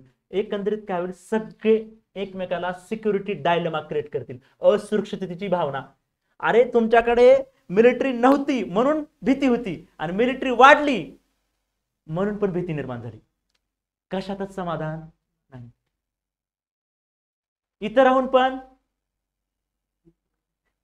कळते, गावाकडून इथेही समाधान, इथं आले की गावाकडे तिकीट बुक करायचं, गावाकडे गेले इकडे तिकीट बुक करायचं, कुठंच समाधान नसतं, काही आत्मा अतृप्तच असतात. एक्झॅक्टली तसं आहे सिक्युरिटी डायलेमा. सिक्युरिटी डायलेमा म्हणजे काय आहे? सिक्युरिटीची द्विधावस्था आहे. कशी द्विधावस्था आहे? की समजा तुम्ही आज भारत, पाकिस्तान तीन राष्ट्र आहेत, अचानक चीनने जर मिलिटरीची शक्ती वाढवली, डिफेन्स वाढवलं, मिलिटरी भरती केली, तर भारताला वाटतं आपल्याकडे नाही आणि ते वाढवतायत, उद्या जर हल्ला केला तर आपण काय करायचा, म्हणून आपण पण वाढवली पाहिजे, म्हणून तुम्ही वाढवता. आता तुम्ही वाढवलं की चायना त्याला वाटतं एवढं वाढवलंय, चायना वाढव, हे चालूच असतं. याला म्हणायचं सिक्युरिटी डायलेमा, सुरक्षिततेची द्विधा अवस्था, एक संकल्पना. आता या सिक्युरिटी डायलेमा चालूच असते. कशामुळे चालू आहे? की प्रत्येक राष्ट्र आपापलं शक्ती वाढवत आहे म्हणून चालू आहे. त्यापेक्षा जर म्हटलं आपण सगळे मिळून वाढू, काही प्रॉब्लेम आहे का? नाही ना. म्हणून कलेक्टिव्ह सिक्युरिटीचा अर्थ असा आहे की आपण एकटे शक्ती वाढवण्यापेक्षा सगळ्या समूहानं शक्ती वाढवली पाहिजे. म्हणजे समजा आपला एवढ्यांचा समूह आहे आणि आपण म्हटलं आणि समजा अमेरिका आहे, आपण सगळे जण होतो ना का अमेरिका आहे, आपण काय विचार करायचं, समजा की मी एकटा वाढवण्यापेक्षा आपण सगळ्यांनी शक्ती वाढवू. उद्या आपल्यावर जर अमेरिकेनं हल्ला केला तर आपण सगळे मिळून लढायला जाऊ. म्हणून कलेक्टिव्ह सिक्युरिटीमध्ये, ऐकून घ्या, कलेक्टिव्ह सिक्युरिटीमध्ये one for all, all for one ही संकल्पना आहे. एकट्यासाठी सर्व आणि सर्वांसाठी एकटा पण कामाला येऊ शकतो. म्हणजे हा जो ग्रुप आहे, 10 जणांचा ग्रुप आहे, या 10 जणांच्या ग्रुपवर जर एखाद्या राष्ट्राने हल्ला केला, अफगाणिस्तान आहे, पाकिस्तान आहे, उदाहरण सांगतो मी, समजा युएसए आहे, कॅनडा आहे, रशिया आहे, फ्रान्स आहे, ब्रिटन आहे, युके आहे, जर्मनी आहे, ओके, असे राष्ट्र आहेत. ओके, आणि इकडे समजा एक्झाम्पल पाकिस्तान आहे. कलेक्टिव्ह सिक्युरिटी म्हणजे काय की सगळ्यांमुळे आपली शक्ती वाढवा. उदाहरणामध्ये कलेक्टिव्ह सिक्युरिटी उदाहरण NATO, North Atlantic Treaty Organization, NATO. याने सगळ्या नाटोनं काय केलं, एक अनेक राष्ट्रांचा ग्रुप तयार केला आणि सगळ्यांची मिळून एक काय केली, एक सिक्युरिटी वाढवली, एकच मिलिटरी तयार केली या नाटोची. नाटोमध्ये अनेक राष्ट्र आहेत. ओके, तर ही कलेक्टिव्ह सिक्युरिटी झाली ना त्यांची. आता ह्याचा कलेक्टिव्ह सिक्युरिटी दुसरा अर्थ असा आहे की जर समजा या नाटोमध्ये एक राष्ट्र आहे समजा फ्रान्स आणि ह्यांचं ऑपोजिशन आहे समजा रशिया, समजा या रशियाने जर फ्रान्सवर अटॅक केला तर it will be consider as attack on, पूर्ण हा नाटोवर अटॅक आहे. मग सगळे राष्ट्र येतील कुणाच्या विरोधात, रशियाच्या. मग अशा ठिकाणी ना युद्ध होतच नाही, युद्ध टाळलं जातं. कारण किती जरी पॉवरफुल असला तर एवढ्या राष्ट्रांना डील करणं शक्य नाही. मग कलेक्टिव्ह सिक्युरिटीमध्ये काय होतं, समजा जर उद्या भीती वाटली, समजा त्याच्यामध्ये समजा एक्झाम्पल जर्मनी पण आहे आणि जर्मनीकडे सैन्य नाही, उदाहरण जर्मनीकडे सैन्य नाही, जर्मनी कशाचा भाग आहे, नाटोचा भाग आहे, जर्मनीकडे सैन्य नाही आणि रशिया आणि जर्मनीचं भांडण झालेलं आहे. रशिया भरपूर आपलं युद्ध सामग्री डिफेन्समध्ये खर्च करत आहे आणि खूप शक्तिशाली बनत आहे. अशा टायमाला जर्मनीला टेन्शन घ्यायची गरज नाही, कारण ऑलरेडी एवढे राष्ट्र एवढे पॉवरफुल आहे ऑलरेडी. म्हणून कलेक्टिव्ह सिक्युरिटीमध्ये काय असतं की सिक्युरिटी डायलेमा क्रिएट होत नाही. आणि एकटं लढत असाल तर तुम्हाला नेहमी भीती असते. ज्यांना काहीच कळलं नसेल हे काय चालू आहे, तसं आपल्याला हा स्पेसिफिक टॉपिक आहे सिलेबसला, पेपर 2 पार्ट ए मध्ये, तिथं तुमचं होईल. आता फक्त रेफरन्स दिला की नेमकं कलेक्टिव्ह सिक्युरिटी म्हणजे काय. परत सगळ्यांसाठी एकदा, मर्यादित बुद्धीमुळे लक्षात आलं नसेल, कलेक्टिव्ह सिक्युरिटी सामूहिक सुरक्षितता आहे.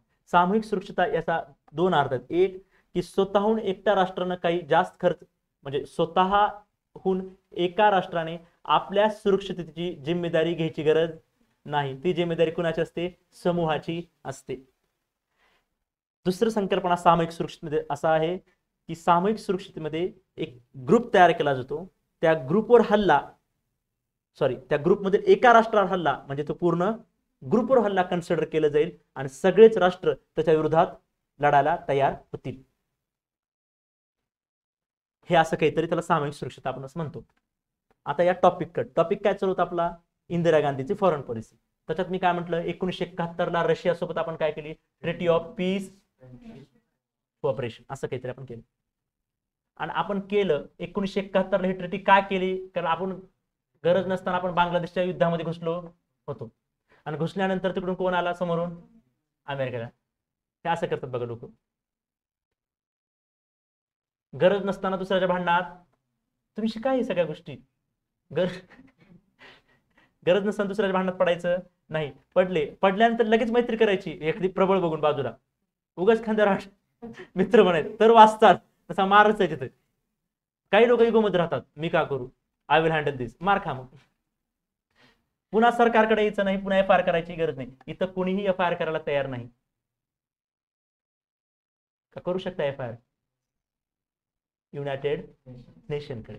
ह्याला म्हणायचं अतिशय क्लिअर कॉन्सेप्ट असो. सिंपल आले, आपण ट्रीटी केली, तिकडून अमेरिका आला होता, आपण ट्रेटी केली. आणि ह्या ट्रेटीमध्ये सांगितलं होतं, जे आपण रशियासोबत केली, की रशियाला सांगितलं जर माझ्यावर कोणी अटॅक केला तर तुम्हाला यावा लागेल, तुम्हाला मदत करावी लागेल, अशी ट्रेटी केली. असं जेव्हा अमेरिकेला हा क्लॉज कळला, अमेरिकेने सगळे एअरक्राफ्ट सर्व वापस फिरवले. अमेरिका युद्धात सामील झाला नाही. युद्धात सामील झाला नाही. विचार करा, दुसऱ्याच्या नोट्सवर अवलंबून राहिला तर मारच आहे. स्वतःच्या तयार करा. पाकिस्तानला अचानकच कळलं आता अमेरिका आपल्यासोबत नाही. मार खाईल का नाही? लय मार खाल्लं. अति मार खाल्ला. एवढा मार खाल्ला की 1971 म्हणजे जग असं म्हणतं की 48ला युद्ध झालं, 99ला झालं, पण 71ला जे मार खाल्लाय पाकिस्ताननं, अति मार खाल्ला. हे काही देशाचं प्राऊड म्हणून सांगत नाही मी, आपण IR चे आहोत, तर असं घडलंय असं लिहिलेलं आहे सगळीकडे, है ना. असलेले खूप मार बसला पाकिस्तानला. एवढा मार बसला की म्हणजे सांगू नये. अशा काही काही वेळा आपल्याला असा मार बसतो की आपण दाखवू शकत नाही आणि सांगूही शकत नाही. असा मार बसला पाकिस्तानला. आणि परिणामी बघा आता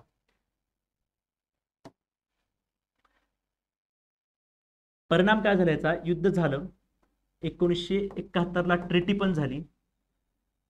आता काय झालं, आपण कुणासोबत नीट लक्ष द्या, आपण कुणाला साथ दिली. आता साथ दिली म्हणण्यापेक्षा USSR सोबत आपण ट्रिटी केली. बरं का, ट्रिटी केली. एक लक्षात घ्या, मी काल सांगत असताना तुम्हाला सांगितलं की जगाच्या पाठीवर 2 शक्ती आहेत आणि त्यांचे ब्लॉक आहेत, त्यांचे ग्रुप आहेत. आता मी काय म्हणतो बघा, या ग्रुपचा भाग बनलो नाही बरं का आपण. एवढं बारकाव्यानं वाचलं पाहिजे, एवढं बारीक. याचा आपण ग्रुपचा भाग बनलो नाही. आपण म्हणलं नाही की तुमच्या ब्लॉकमध्ये आम्ही येतोय, तुमच्या ग्रुपमध्ये सामील होतोय, असं म्हटलो नाही. फक्त USSR ह्या एकट्या देशासोबत फक्त एक ट्रिटी साईन केली, एक करार केलेला आहे आपण. आणि त्या करारात एवढंच सांगितलं की जर आमच्यावर कुणी अटॅक करत असेल, युद्ध करायला येत असेल, तर तुम्हाला मदतीला यावं लागेल. ह्याच्या व्यतिरिक्त बाकी काहीच. त्यामुळे बराच वेळा असा विचार इंटरव्ह्यूला, पॉल सायन्स ऑप्शनला असे प्रश्न खूप येतात IR चे, की जर मग तुम्ही आणि आपण ओघाने वाचलेला असतो, शांततेचा करार झाला 71ला झाला, पटका आपल्याला संपवायचं असतं, सर लवकर सर 5-6 महिन्यात UPSC काढतो, राज्यसेवा काढतो, ओघात वाचलेलं असतं. मग लक्षात येत नाही. सरळ वाटतं की आपण USSR सोबत स्टँड घेतलेला आहे, त्यांच्यासोबत गेलेलो आहोत, करार केलेला आहे, ऍग्रीमेंट केलेला, लिगली करार आहे, दोन्ही पार्लमेंटने सँक्शन केलेला आहे, सामील. पण तसं नाही, ते ग्रुपमध्ये सामील नाही. त्याच्यामुळं एक लक्षात घ्या, या दोघांकडेही आपल्याला जायचं नव्हतं, बरोबर आहे. म्हणून आपण तिसराच ग्रुप तयार केला होता. त्या ग्रुपचं नाव काय होतं. मग आताही ते कंटिन्यू असेल का नाही, आहे. कारण आपण त्यांच्या ग्रुपमध्ये सामील झालो, फक्त त्या राष्ट्राने एक करार केला. ओनली 1 ऍग्रीमेंट आहे, फक्त करार आहे, ह्याच्या व्यतिरिक्त काहीच नाही. त्यामुळे आपलं नॉन अलाइनमेंट मुवमेंट हे चालूच आहे, हे लक्षात ठेवा.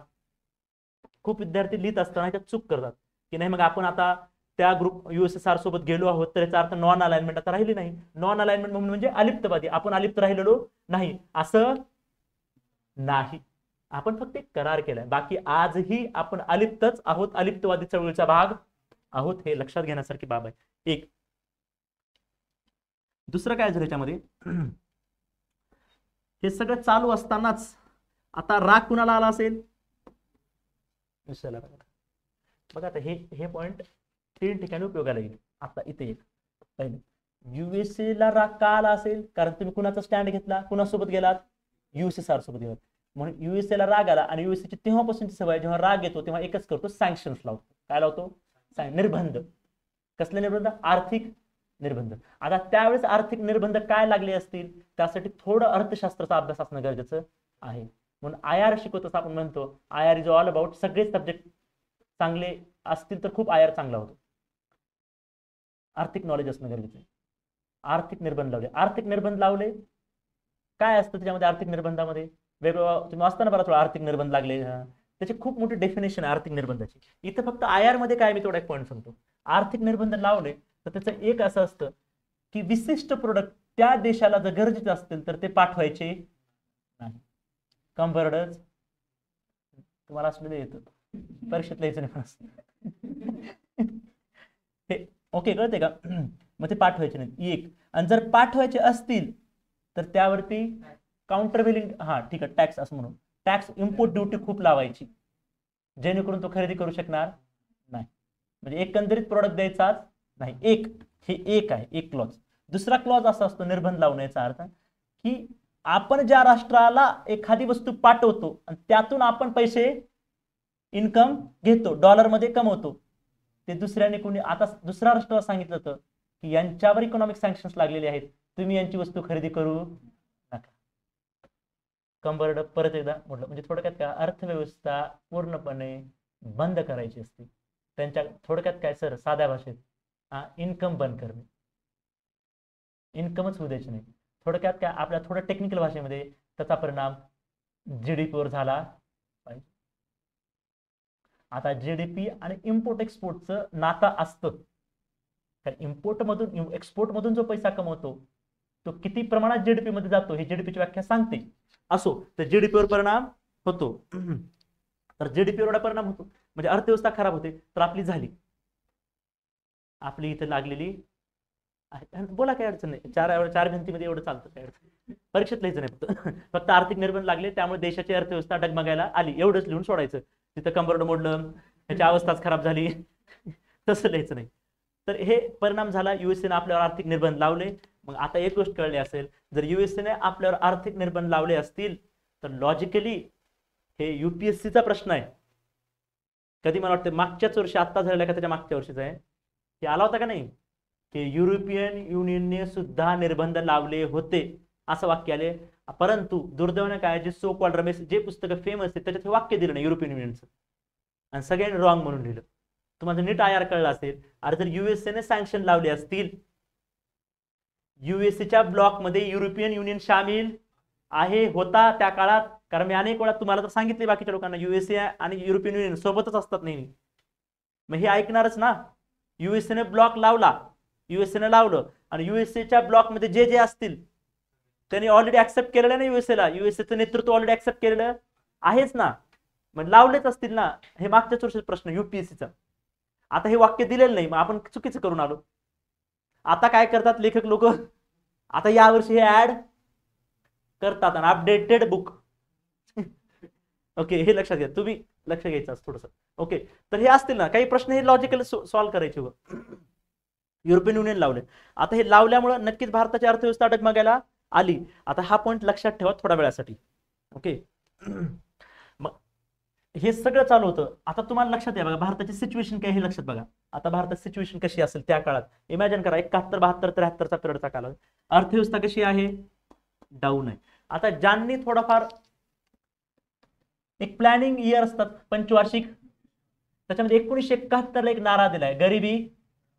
हा कळते का थोडं रेफरन्स, गरिबी आलीच हटाव एक आहे. त्याच्या अगोदर वेगळे कारण आहेत, international politics, sorry domestic politics बघितल्यानंतर सुद्धा लक्षात येतं 68ला काय घडले, 69ला काय घडले, ऍग्रिकल्चर उत्पादन काय आहे. असं आहे की ऑलरेडी गरिबी आहेच, पण ऑलरेडी गरिबी होण्यासाठी इंटरनॅशनल पॉलिसी सुद्धा जबाबदार आहे. राज्यसेवा मुख्य परीक्षा 2017-18 मध्ये आला होता.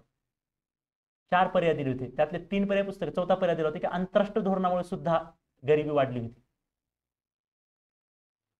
तर वाढणार आहे ना, कारण अर्थव्यवस्थेला कोणीतरी निर्बंध लावले, कोणी यांना वस्तू द्यायचं नाही, यांच्या वस्तू घ्यायच्या नाहीत, असं कोण म्हटलेलं आहे, युएसए.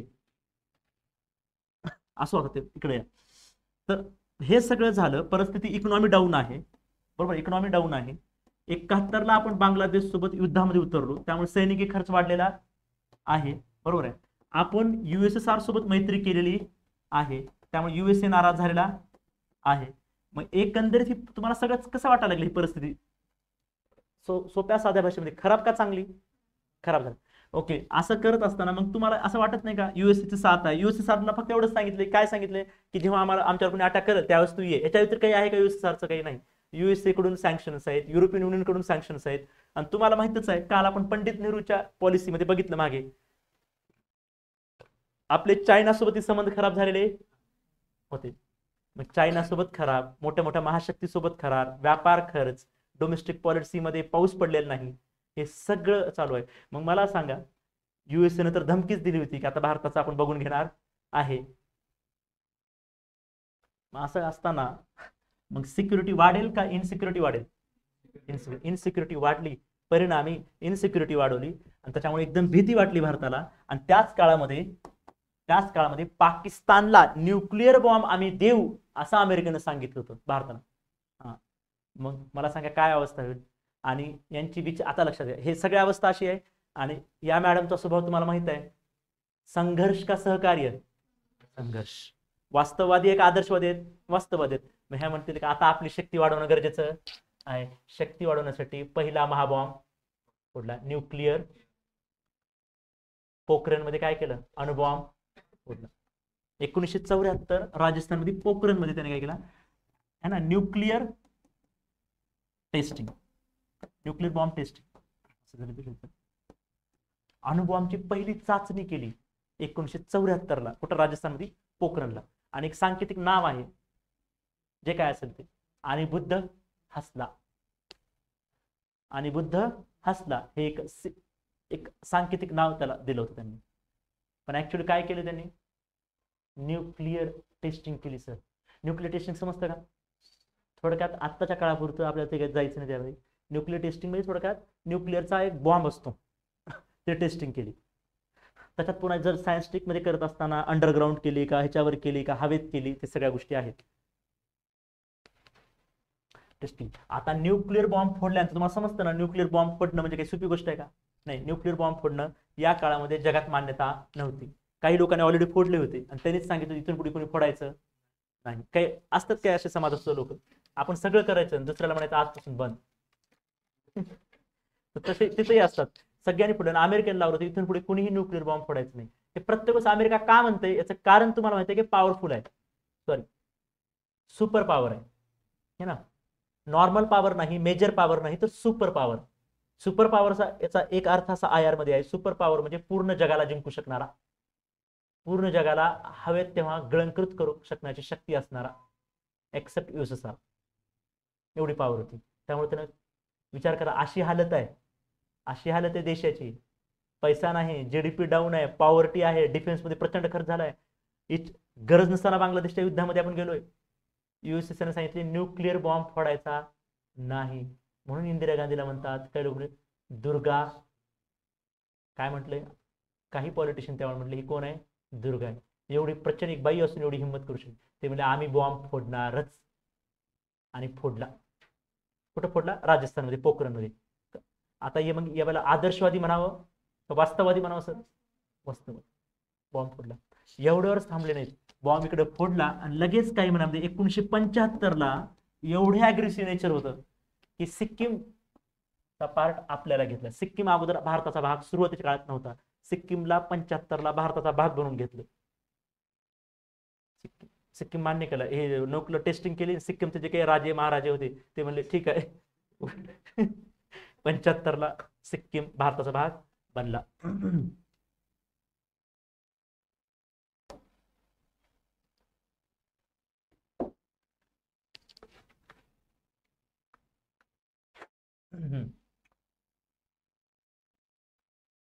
एक लक्षात घ्या, अजून एक त्याच्यामध्ये पॉइंट आहे.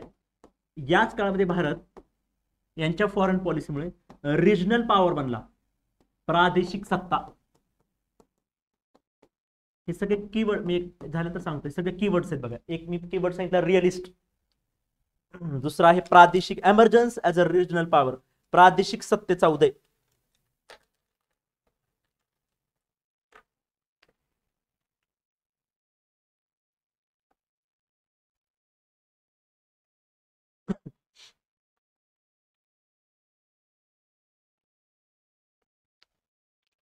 बघा प्रादेशिक सत्तेचा उदय काय म्हणायचं तुम्हाला समजतं की प्रादेशिक म्हणजे काय हे पर्यंत कळणं गरजेचं.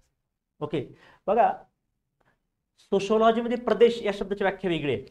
समाजशास्त्र इंडियन सोसायटीचा अभ्यास केला प्रदेश तिथं वेगळा आहे. पण जेव्हा आपण पॉलिटिक किंवा आयार करतो, पॉलिटिक किंवा आयार करतो, तर प्रादेशिक शब्दाचा अर्थ वेगळा आहे. इथं जो प्रादेशिक आहे तो काय आहे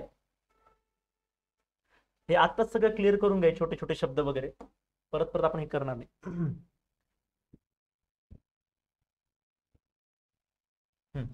हे दिसतं तुम्हाला.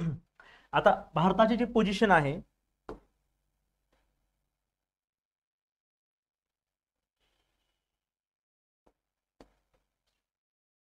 हे है ना, असं हे तुम्हाला अफगाणिस्तान दिसतोय. अफगाणिस्तान इथं आहे, पाकिस्तान आहे, हा भारत आहे, हा इकडे कुठेतरी लक्षद्वीप आहे, इथं मालदीव्स आहे, इथं श्रीलंका आहे, हा नेपाळ आहे, इथं भूतान आहे, हा म्यानमार आहे आणि हा बांगलादेश आहे. ठीक आहे. हा ओके. आणि थोडंफार हे बरोबर चायना. आता या रिजन मध्ये इथं भारत ची सत्ता वाढत आहे, ज्याला रिजनल पॉवर म्हणले एवढ्या भागासाठी. इथं जेव्हा भारत म्हणजे थोडक्यात काय, दक्षिण आशिया खंडात जेव्हा भारत ची सत्ता, भारताची पॉवर वाढेल, जेव्हा त्याची सत्ता वाढेल, त्याची शक्ती वाढेल, तेव्हा त्याला म्हटले रिजनल पॉवरचा उदय.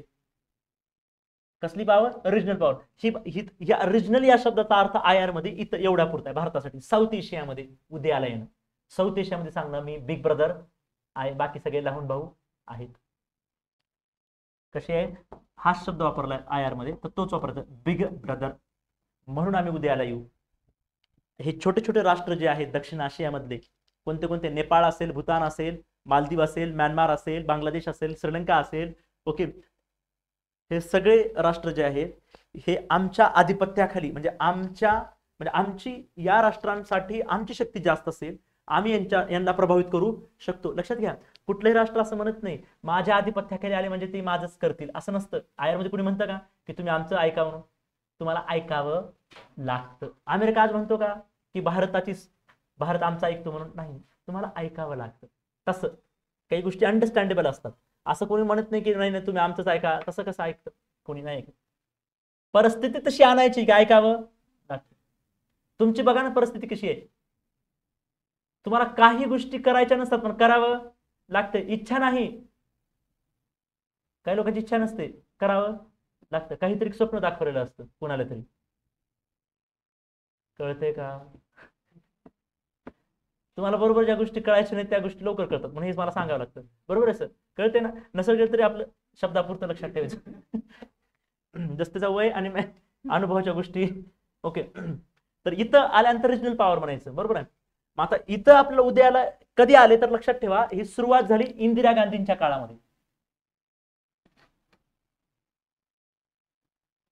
हे एक एक वाक्य खूप लाख मोलाचं आहे, लक्षात घ्या. इंदिरा गांधीचा पिरियड कोणता? 1900 साधारणतः 66 नंतर ते साधारणतः 84 पर्यंत हा पिरियड आहे. तो हा जो पिरियड आहे, आता हे वाक्य नीट लक्षात ठेवलं ना, इकॉनॉमी सुद्धा सोपी जाते. हे मी तुम्हाला चॅलेंज न सांगतो, तिथं काय घडलं असेल हे कळतं, म्हणून मी परत परत हे वाक्य महत्वाचे सांगतोय. 66 to 84 हा जो पिरियड आहे भारताचा, इथं भारत रिजनल पॉवर म्हणून येतोय. पण आताच मी सांगितलं भारताची अवस्था. आता काय सांगितलं तुम्हाला मी? अमेरिकेचं चॅलेंज, भारताची परिस्थिती खराब, भारतावर आर्थिक निर्बंध, आताच युद्धामध्ये बांगलादेशमध्ये उतरल्यामुळे खर्च वाढला होता, डिफेन्समध्ये खर्च गेला होता. डिफेन्समध्ये खर्च गेल्यामुळं राष्ट्र काही स्ट्रॉंग बनतं का? जिथं खर्च जायला पाहिजे होता, शिक्षणावर, आरोग्यावर, बरोबर आहे, एज्युकेशनवर, खर्च कुठे गेला होता? डिफेन्समध्ये. त्याच्यामुळे भारताची प्रगती झाली का सर? काही नाही झाली. मग अशा परिस्थितीमध्ये मी काय म्हणतोय तुम्हाला, एकदम कॉन्ट्राडिक्टरी स्टेटमेंट सांगतोय की भारताचा रिजनल पॉवर उदयाला येतोय. असं तुम्हाला मनात प्रश्न पडला नसेल तरी तुम्हाला काहीच कळत आहे ना, तुम्ही ते लक्षात ठेवण्याच्या मार्गावर जाता. हा, तिकडं असं घडलंय, इकडे असं घडलंय. विचार करा रे, हे सगळे पॉईंट पुस्तकात आहेत. लेक्चरचा आनंद घ्या, लक्ष ठेवणार बघू नका. हे सगळे लिहिलेलं आहे. मी काही खूप काही आत्मा महात्मा नाही. मी तुम्हाला आताच म्हटलं होतं ना तिकडं गणेश, काय म्हटलं होतं की भारताची अशी अवस्था आहे, आणि मी तुम्हाला काय सांगतो इकडे भारत काय रिजनल पॉवर म्हणून उद्याला येत आहे. मग मी कॉन्ट्राडिक्टरी स्टेटमेंट आहे सर.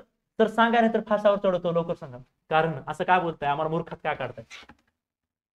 असा प्रश्न पडायला पाहिजे धनश्री, का असं म्हणतोय? त्याचे दोनच मुख्य मग याचा आता दोन मुख्य कारण मी सांगतो तुम्हाला, त्याच्यावर विचार करा, विश्लेषण, स्वतःचा अनालिसिस करा की जर अशी परिस्थिती आहे आणि तरी मी म्हणतो रिजनल पॉवर उद्याला येत आहे, उद्याला येते, सुरुवात झालेली आहे या पिरियड मध्ये. मी यासाठी म्हणतोय काय येत असेल, कशा काय येत असेल, कारण एवढं खराब असताना सुद्धा अमेरिकेचं म्हणणं नाकारून आपण न्यूक्लिअर टेस्टिंग केली होती आणि सोपी गोष्ट नव्हती. म्हणजे याचा अर्थ असा आहे, जगावर एक ध्रुवीय सत्ता ज्या अमेरिकेची होती, ज्या अमेरिकेला सगळे घाबरत होते, इन्क्लुडिंग चायना, काही प्रमाणात USSR, अशा वेळेस सुद्धा भारताची आर्थिक परिस्थिती खराब असताना सुद्धा जर आपण न्यूक्लिअर टेस्टिंग करतोय तर याचा अर्थ आपण डिफेन्समध्ये प्रचंड स्ट्रॉंग झालेलो, म्हणजे संरक्षणाच्या दृष्टीने आपल्यामध्ये ती कॅपॅबिलिटी आलेली होती. नीट लक्ष द्या. आणि मी शब्द वापरलाय वर्ल्ड पॉवर का रिजनल पॉवर. हा, म्हणजे आपल्याला एवढं कळलेलं आहे की जर आपण न्यूक्लिअर टेस्ट करू शकतो.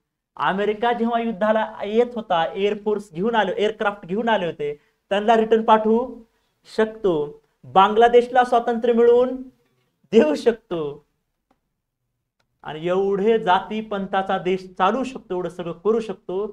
आणि पाकिस्तानलाही 65 मध्ये आपण हरवलो होतो. म्हणजे याचा अर्थ ऍटलिस्ट आपण इथं पॉवरफुल आहोत. हे बांगला, मालदीव आपल्यासाठी काहीच नाही.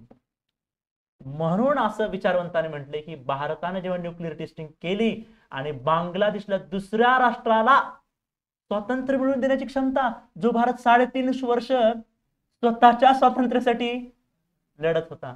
आणि आता विदिन 20 ते किती वर्ष, 47, 57, 67, हे 20 आणि पुढचे 3, 4, 24 वर्षाच्या आत तिसरा राष्ट्र निर्माण केला. भारतातून 3 राष्ट्र उदयाला आले, पाकिस्तान, स्वतः भारत आणि बांगलादेश. आणि त्या बांगलादेश आणण्यामध्ये भारताचा मोठा वाटा आहे. आणि जेव्हा की लक्षात घ्या, खूप मोठाच पॉईंट आहे, जेव्हा की पाकिस्तानला युद्धाच्या अगोदरपासून किंबहुना स्वातंत्र्यापासून युएसएचा सपोर्ट होता, युएसए इकॉनॉमिक मदत करत होतं, प्रचंड पैसा देत होतं, वर्ल्ड बँक, IMF कडून भरपूर कर्ज त्यांनी दिले होते, इकॉनॉमी चांगली केली होती, आणि डिफेन्स मध्ये पण इक्विपमेंट्स दिले होते. आपण मात्र एकट्याच्या बळावर लढत होतो. फक्त ट्रिटी केली होती जेव्हा की अमेरिका येणार होता म्हणून. आपण कुणाचाही डिफेन्स आतापर्यंत, हा रशिया काही प्रमाणात आपला देत होता, पण 70 पर्यंत एवढं काही नाही, थोडंफार. जेवढं अमेरिका पाकिस्तानला देत होता एवढं घेऊन सुद्धा आपल्यासोबत पाकिस्ताननं मार खाल्लेला आहे. म्हणून लोक म्हणायला लागले की भारतामध्ये आता ऍटलिस्ट प्रिलिम काढण्याचा दम नाही, तिथं नाही, हे वेगळं आहे. लगेच नोट डाऊन करून प्रिलिम, तिथं प्रिलिम वगैरे काही नसते. इकडे लक्ष द्या. तर हे सगळं झालं. म्हणून रिजनल पॉवर 4 पॉईंट लक्षात ठेवायचे. का रिजनल पॉवर म्हटलं मी, की दुसऱ्या राष्ट्राला स्वातंत्र्य मिळवून देण्याची क्षमता, म्हणजे भारत, बांगलादेश आणि पाकिस्तानच्या युद्धामध्ये. दुसरं कारण भेटलं, एवढं असून सुद्धा आपण युएसएला वाईट वाटेल, युएसएची भीती न बाळगता रशियासोबत शांततेचा करार करणं. रशियासोबत शांततेचा करार करणं म्हणजे काय, कोण नाराज होणार होतं? युएसए नाराज होता. युएसए आपल्या मागे लागला होता, तुम्ही आमच्या ग्रुपमध्ये सामील व्हा. आपण ते जुगारून कुणासोबत गेलो, हे प्रकार पॉवर दाखवतो ना आपण. तिसरं, आपण अनेक राष्ट्रांचं मत जुगारून विरोधात जाऊन स्वतःच्या राष्ट्राच्या संरक्षणासाठी स्वतःची पॉवर वाढली पाहिजे म्हणून न्यूक्लिअर टेस्टिंग आपण केली होती. आणि एवढंच नाही, अजून एक पॉईंट त्याच्यात तुम्ही लिहू शकता का रिजनल पॉवर आहे, की भारताने नॉन अलाइनमेंट मुवमेंट भारत नेतृत्व करत होता, नामचं नेतृत्व भारत करत होता. आणि कोलंबोमध्ये एक प्रस्ताव मांडला भारताने की आता साऊथ एशियाचे लोक एकत्र आले पाहिजेत. कुठले? साऊथ एशियाचे, दक्षिण आशिया खंडातले राष्ट्र हे एकत्र आले पाहिजे आणि त्यांनी मिळून काम केलं पाहिजे. आणि म्हणून तिथं असं म्हटलं, तो प्रस्ताव मांडला आणि त्यातून 1985 ला सार्कची स्थापना झाली. इथं सांगितलं होतं. मग हे सगळं नेतृत्व कोण करत होता? भारत. मग ऍटलिस्ट या रिजन मध्ये आपण त्याला म्हणू शकतो की भारत रिजनल पॉवर म्हणून उदयाला येत आहे. ज्याला लिहून घ्यायचं त्यांनी लिहून घ्या. तुमचं रनिंग 2 मिनिट थांब.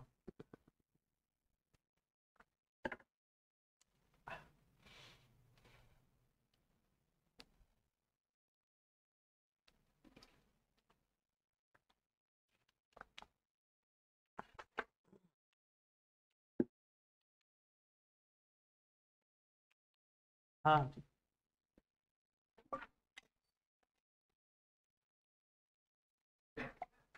ठीक आहे. बघा, आता वास्तववादी का होते तुम्हाला कळलं, का रिअलिस्ट होत्या. आतापर्यंत जे बघितलं त्यांचं नेचर तुम्हाला कळलंय, वास्तववादी आहे, आदर्शाच्या गोष्टी करत नव्हत्या. एवढं सगळे त्यांनी केले. त्यांनी अटॅक केलाय, त्यांनी युद्ध केल्या, त्यांनी तह केला.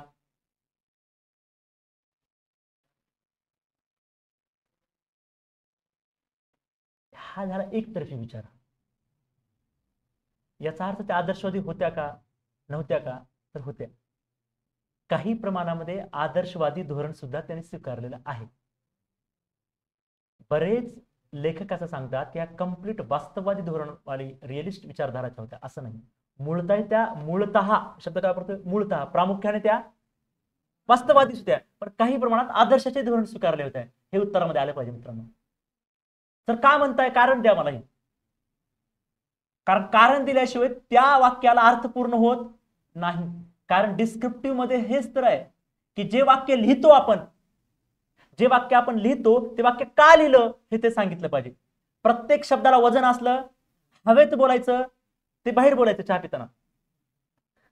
उत्तरामध्ये लिहायचं नाही, उत्तरामध्ये काही लिहा, त्याला कारण द्या. तुमचं उत्तर कोणीच खोडू शकणार नाही. मग का म्हणतोय मी असं आदर्शवादी होत्या, त्याचं दोन कारण आहेत, लिहून नका, ऐका फक्त. आदर्शवादी का, कारण नॉन अलाइनमेंट मुवमेंटला अजूनही सोडल्या नव्हत्या. अलिप्तवादी धोरण अजूनही चालवता. अलिप्तवादी धोरणाचा मुख्य उद्देश होता की स्वतःचं अस्तित्व टिकवणं, आशिया आफ्रिका खंडाचं विकास घडवून आणणं. आशिया आफ्रिका खंडाला कुणाच्याही नेतृत्वाखाली जाऊन आजही अलिप्तवादी चळवळ चालू होती, म्हणजे आदर्शाच्या गोष्टी आजही चालू होत्या. एवढंच नाही, अजून एक महत्वाचं आहे, ग्लोबल साऊथचं नेतृत्व भारत आजही करतो. काल मी सांगितलं ग्लोबल साऊथ, परत एकदा रिपीट करतो ज्यांना लक्षात नसेल. ग्लोबल साऊथ म्हणजे असे राष्ट्र जे अंडर डेव्हलप आहेत, असे राष्ट्र ज्यांना आत्ताच स्वातंत्र्य मिळालेलं आहे, असे राष्ट्र ज्यांच्यावर ब्रिटिशांचं राज्य होतं, असे राष्ट्र जे खास करून दक्षिणेकडे साईडला राहतात, परंतु त्यांचं सोशो इकॉनॉमिक कंडिशन कशी आहे, खराब आहे. सामाजिक आर्थिक परिस्थिती खराब आहे, पर कॅपिटल इन्कम खराब आहे, त्यांचं आर्थिक विकास झालेला नाही, आणि जे आत्ताच नव्याने स्वातंत्र्य ज्यांना मिळालेलं आहे, अशा सगळ्या गरिबांचं नेतृत्व एक मोठा गरीब करत होता, तो म्हणजे आपला भारत करत होता. मग आता विचार करा, गरिबांना घेऊन जो जातो, गरिबांपासून काय मिळते तुम्हाला माहिती आहे. तुम्ही बघा, तुमची मैत्री सुद्धा कशी करता तुम्ही, बघितले कोणी गरिबासोबत करता का, नाही करत. तुम्ही म्हणजे मनावर घेऊ नका, मी दुसऱ्यांचं बोलतोय. गरिबांची तुम्ही घेत नाही, गरिबांना घेऊन चालणारा, गरिबांचं नेतृत्व करणारा, तर आता आदर्शवादी म्हणावं का वास्तववादी म्हणावं? आदर्शवादी. हे आदर्शाचे आहे. म्हणून आपल्याला जेव्हा नोकरी लागते तेव्हा आपण ऑटोमॅटिक काय बनतो, आदर्शाकडून वास्तववादी बनतो. वास्तवाचा विचार करतो, माझी स्टेटस वाढलेली आहे. आता या गरीबाला, या सदाशिव पेठ मधल्या रिडिंग वाल्याला, त्याला आता काही भाव द्यायची गरज नाही. वास्तवाचा विचार करता, स्वतःच्या इंटरेस्टचा विचार करता. मग इंदिरा गांधी ह्या पूर्णपणे वास्तववादी नव्हत्या, प्रामुख्याने वास्तववादीच होत्या. पण काही अशा गोष्टी की अलिप्तवादी चळवळ असेल, ग्लोबल साऊथच्या राष्ट्राचं नेतृत्व करणं असेल, आणि त्याचबरोबर युनायटेड नेशन मध्ये भाषण दिल्या, आणि त्या भाषणात सांगितलं की जगाने, काल मी पण जगाने काय केलं पाहिजे, निशस्त्रीकरण केलं पाहिजे, शस्त्राचा त्याग केला पाहिजे. आता शस्त्राचा त्याग करणं म्हणजे गणेश वास्तव आहे का आदर्श आहे? आदर्श. ते आदर्श आपण पण स्वीकारलं पाहिजे. असेच आदर्श आपल्या देशाला भेटले सर, मोठे आदर्शवादी होते. शस्त्राचा त्याग करा, शास्त्र स्वीकारा. एका हातात शास्त्र असलं पाहिजे, दुसऱ्या हातात शस्त्र असलं पाहिजे. असं कोण सांगितलं? बरं जाऊ द्या, दुसरं विचारतो अजून. एक जन्माला आला आपल्या देशामध्ये ज्यांनी सांगितलं फक्त आणि फक्त शास्त्राचा स्वीकार करा. शास्त्राचा स्वीकार करा म्हणण्याचा अर्थ इथं माझा असा आहे, शांततेचा स्वीकार करा, अध्यात्माचा स्वीकार करा, अहिंसेचा स्वीकार करा, प्रेमाचा स्वीकार करा. महात्मा गांधी.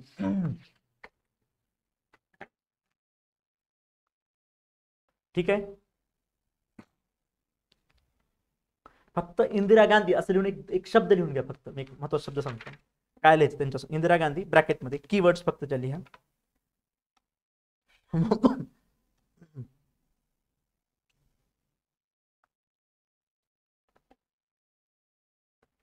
हा, काय कीवर्ड्स महत्वाचे शब्द हे एक्झाम मध्ये असले पाहिजेत. कोणते असले पाहिजे? हे शब्द असले चांगले मार्क पडतील, यासाठी शब्द सांगतोय. प्रादेशिक सत्तेचा उदय, एमर्जन्स ऍज अ रिजनल पॉवर, हा एक शब्द आला पाहिजे. दुसरा शब्द यांचा आला पाहिजे, वास्तववादी धोरणाचे पुरस्कर्ते, वास्तववादी धोरणाच्या पुरस्कर्त्या, रिअलिस्ट अप्रोच, इंग्रजीमध्ये रिअलिस्ट अप्रोच.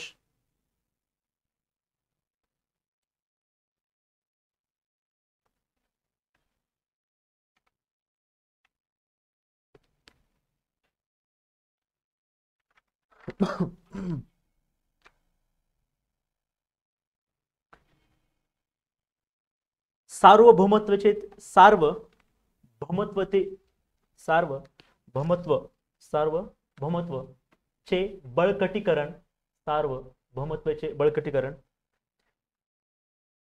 स्ट्रेंथनिंग द सॉर्निटी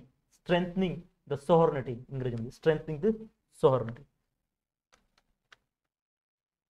ठीक आहे. तर हे असे फक्त हे शब्द काही करून पेपरमध्ये विसरता कामा नये, हे अत्यंत महत्वाचे शब्द आहेत. ठीक आहे. जेव्हा नेक्स्ट क्या राजीव गांधींचे परराष्ट्र धोरण 1984 ते 1989.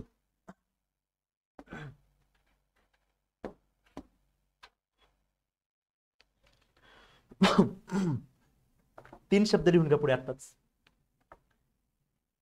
इन्स्टिट्यूशनल लिबरलिझम, संस्थात्मक उदारमतवाद. इन्स्टिट्यूशनल लिबरलिझम, संस्थात्मक उदारमतवाद.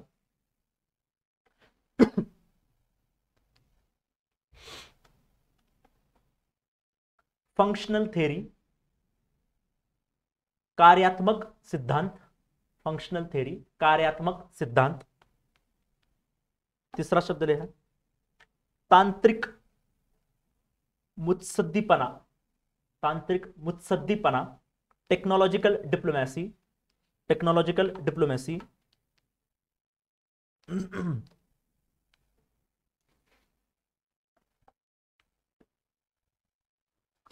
ठीक आहे.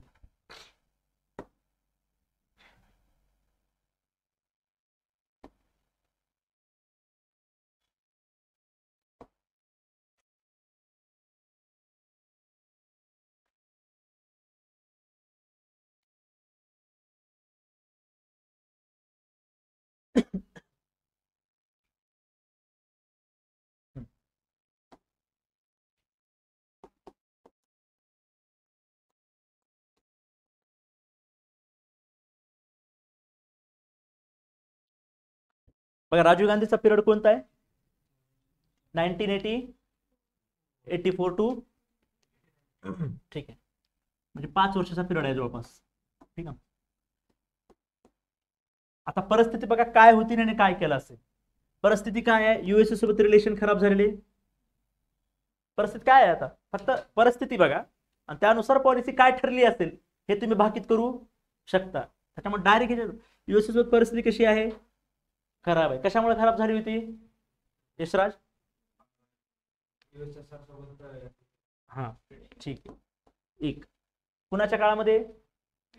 इंदिरा गांधी काळामध्ये. युएसएसआर सोबत कशी आहे परिस्थिती? ओके ठीक आहे. खास करून पाकिस्तान सोबत कशी आहे? खराबच आहे ना. काय काय असं चांगलं घडलं होतं का?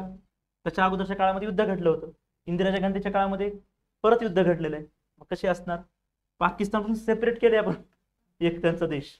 ओके थोडक्यात बांगलादेश सोबत कशी जाऊ दे आता. हा आपल्या मेजर कंट्री बघायचे, एवढं बघायचं नाही. ठीक आहे. हे सगळं बघायचं.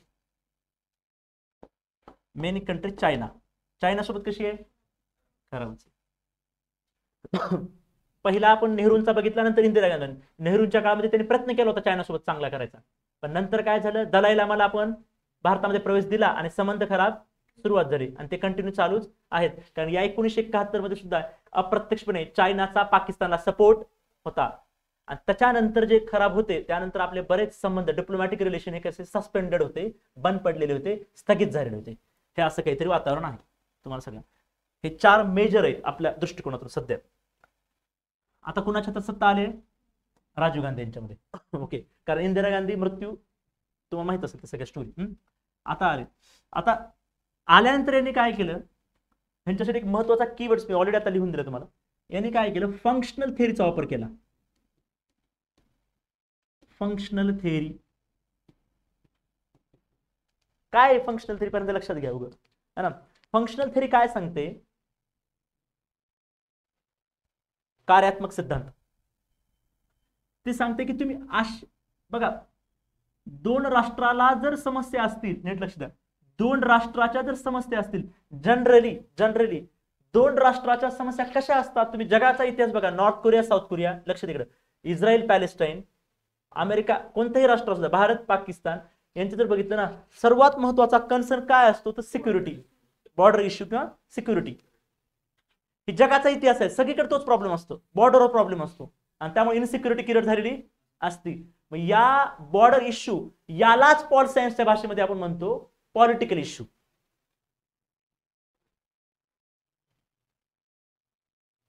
कळते का? जगामध्ये जेवढे राष्ट्र आहेत त्या प्रत्येक राष्ट्रामध्ये जे समस्या असतात दोन राष्ट्रांमध्ये त्या कशा असतात, जास्तीत जास्त पॉलिटिकल इश्यू असतात. पॉलिटिकल इश्यू कशामुळे क्रिएट होतात? बॉर्डर इश्यूमुळे, इनसिक्युरिटीमुळे, असुरक्षितता असते. बरोबर आहे. आता हेच आहे. मग मग जर आपल्याला आता हे सर्व महत्वाचे आहेत, महत्वाचे. आता समजा भारत पाकिस्तान आहे, भारत पाकिस्तान आहे. आता या दोघांना जर आपले संबंध सुधारायचे असेल तर कशावर काम केलं पाहिजे? पहिल्यांदा व्यापारावर केलं पाहिजे. क्रिकेटवर कशावर केलं पाहिजे? कोणत्या इश्यूवर? इकॉनॉमिक इश्यू, सोशल इश्यू का पॉलिटिकल इश्यू? Political issue. बघा, पॉलिटिकल इश्यू खराब आहेत म्हणून तर बाकीच्या समस्या आहेत ना. ते जर समस्या कमी झाल्या तर ऑटोमॅटिक बाकीच्या वाढू शकतात. पण पण असं होत नाही, कारण ज्या पॉलिटिकल इश्यू असतात त्या एकदम सेन्सिटिव्ह असतात. आता मला सांगा, हे दोघं बसले, तुम्ही इमॅजिन करा, तुम्ही डिप्लोमॅट आहात, IFS ऑफिसर आहात, तुम्ही गेलात, इमॅजिन करा. मला मान्य आहे तुम्हाला फील होत नाही. जा तुम्ही तिथे IFS UPSC म्हणून है ना, राज्यसेवा झाला सुद्धा होता येतं का? तुम्ही गेलात, तुम्ही त्या चेअरवर बसलात आणि डायरेक्ट मुद्दा काढलात काश्मीरचा, सॉल्व्ह होईल का एवढा?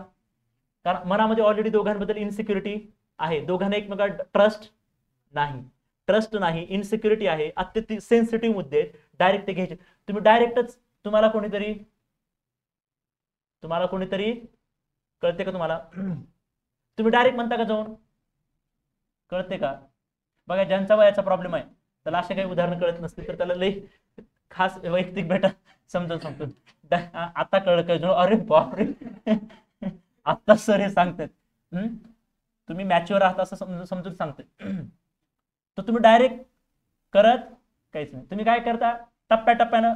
तुम्ही नाही रे एवढं, तुम्ही लगेच. काही जण असं बघताय, तर मी तर एकदम जसा गावाकडून आलो तसाच आहे सर अजूनही.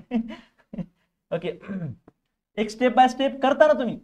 म्हणजे पिक्चर मध्ये तर पाहिलं असेल, डायरेक्ट जाऊन कुणी प्रपोज करतं का? डायरेक्ट जाऊन कुणी त्याच्या आई वडिलांना भेटतं का? नाही. Step by step. पहिल्यांदा काय होईल? कुठेतरी ओळख, काहीतरी 1 2 3 4, मग तुम्ही म्हणता की नाही आपण लग्न केलं पाहिजे. ही जी प्रोसेस आहे कशी आहे? टप्प्याटप्प्यानं. मग जो सेन्सिटिव्ह भाग आहे, सेन्सिटिव्ह कोणता आहे? सर्वात भाग की लग्नासाठी प्रपोजल देणं आणि आई वडिलांना बोलणं. डायरेक्ट वडिलांना जाऊन बोलावं, मार खाल्ले, कारण सेन्सिटिव्ह आहे, डायरेक्ट जमत नाही. मग तसे इश्यू कधी घ्यायचं नाही. नीट IR शिकवते तुम्हाला, हे सगळं शिका इथंच. IR असे सेन्सिटिव्ह इश्यू घ्यायचे नाहीत, म्हणजे पॉलिटिकल इश्यू घ्यायचे नाहीत, नॉन पॉलिटिकल इश्यू घ्या. डायरेक्ट प्रपोज करू नका, तो पॉलिटिकल इश्यू आहे. नॉन पॉलिटिकल घ्या. उगाच म्हणा आपण अभ्यास केला ह्या इकॉनॉमीच्या नोट्स, काही मदत, चहा पाणी, हे असले नॉन पॉलिटिकल इश्यू. माझं ऐकून लगेच याचा आणि त्याचा काही संबंध नाही, मी IRच सांगतो. सर काहीतरी चांगली आयडिया देतात असं अजिबात नाही. माझा ओके, उदाहरण आहे. तर भारत आणि पाकिस्तानचे जे पॉलिटिकल इश्यू आहेत, म्हणजे सिक्युरिटीचे इश्यू आहेत, काश्मीरचा इश्यू आहे, बॉर्डरचा इश्यू, तो घ्यायचा नाही. इथं बसल्यानंतर सांगायचं, एक काम करू आपण, काय करू, भारत आणि पाकिस्तानची क्रिकेटची मॅच एकत्र खेळू. काय करू आपण? पहिल्यांदा काय करू? क्रिकेट खेळू, नंतर हॉकी खेळू, नंतर चहा पाण्याला येऊ, नंतर काय करू? तुम्ही आमची बॉलिवूडची मूवी बघा, आम्ही तुम्हाला सलमान खान आवडतो का? हे घ्या सलमान खान, हे घ्या शाहरुख खान. काही लोक बसलेच द्यायला, हे घ्या तुमचं. सर आमच्याकडे काहीच नाही, जाऊ दे, एकदा सुद्धा द्या. ते काय देणार? काहीतरी. तिथं म्हणायचं नाही त्यांच्या समोर दशोदी, म्हणजे इगो हटवतो, त्यांना उगाच म्हणायचं तुमचं. काही लोक असतात, थोडं डिप्लोमॅटिक रिलेशन वापरायचे आपण. मग आपण जर पाठवलो तर ते पण काहीतरी आपल्याकडे पाठवतील. जे लोक, जसं की त्यांच्याकडे रहमत अली खान आहे ना, भरपूर लोक सिंगर आहेत त्यांचे, भारतात खूप फेमस आहेत, खूप फेमस आहेत. तर अशा लोकांचे म्हणजे कसं झालं की काहीतरी रिलेशन बिल्ड होते का नाही, काहीतरी एकमेकांबद्दल अंडरस्टँडिंग क्रिएट होईल. एक्झॅक्टली. म्हणजे याला म्हणायचं, फंक्शनल थेरी सांगते की पॉलिटिकल इश्यूवर डायरेक्ट काम करू नका. कुठल्या इश्यूवर काम करा? नॉन पॉलिटिकल इश्यूवर काम करा. जे सेन्सिटिव्ह पार्ट नाही ते घ्या, असे इश्यूज घ्या. जे व्यापार करा, काय अडचण आहे? तुम्हाला काय पाहिजे? सर कांदे पाहिजेत, घ्या कांदे. तुम्हाला काय पाहिजे? हा ठीक आहे, तुम्हाला जे हवंय ते घ्या. काय तुम्हाला जे आवडत असेल पाकिस्तान मधलं ते घ्या. नॉन पॉलिटिकल घ्या. थोडक्यात काय, व्यापार करा, संस्कृतीची देवाणघेवाण करा. बराच वेळा बॉलिवूड मूवी तिथे बॅन आहेत, अजूनही तेच चालू. बॅन काढून टाका, बघू द्या त्यांना, भारतीय कल्चर बघू द्या, भारतीय लोक कसे असतात, काय विचारधारा असते. त्यांच्या पण बऱ्याच सिरियल खास करून नॉर्थ इंडियामध्ये खूप फेमस आहे. भारत सरकारने बॅन लावलं त्याला, ती वेगळी गोष्ट. त्यांच्या सुद्धा बऱ्याच सिरियल अशा आहेत की भारतामध्ये जास्त टीआरपी देत होत्या मागे 1997 साधारणतः 2010 पर्यंत. आपल्या सिरियलपेक्षा जास्त सिरियल चालायच्या पाकिस्तानची, कारण कल्चरली सारखं आहे.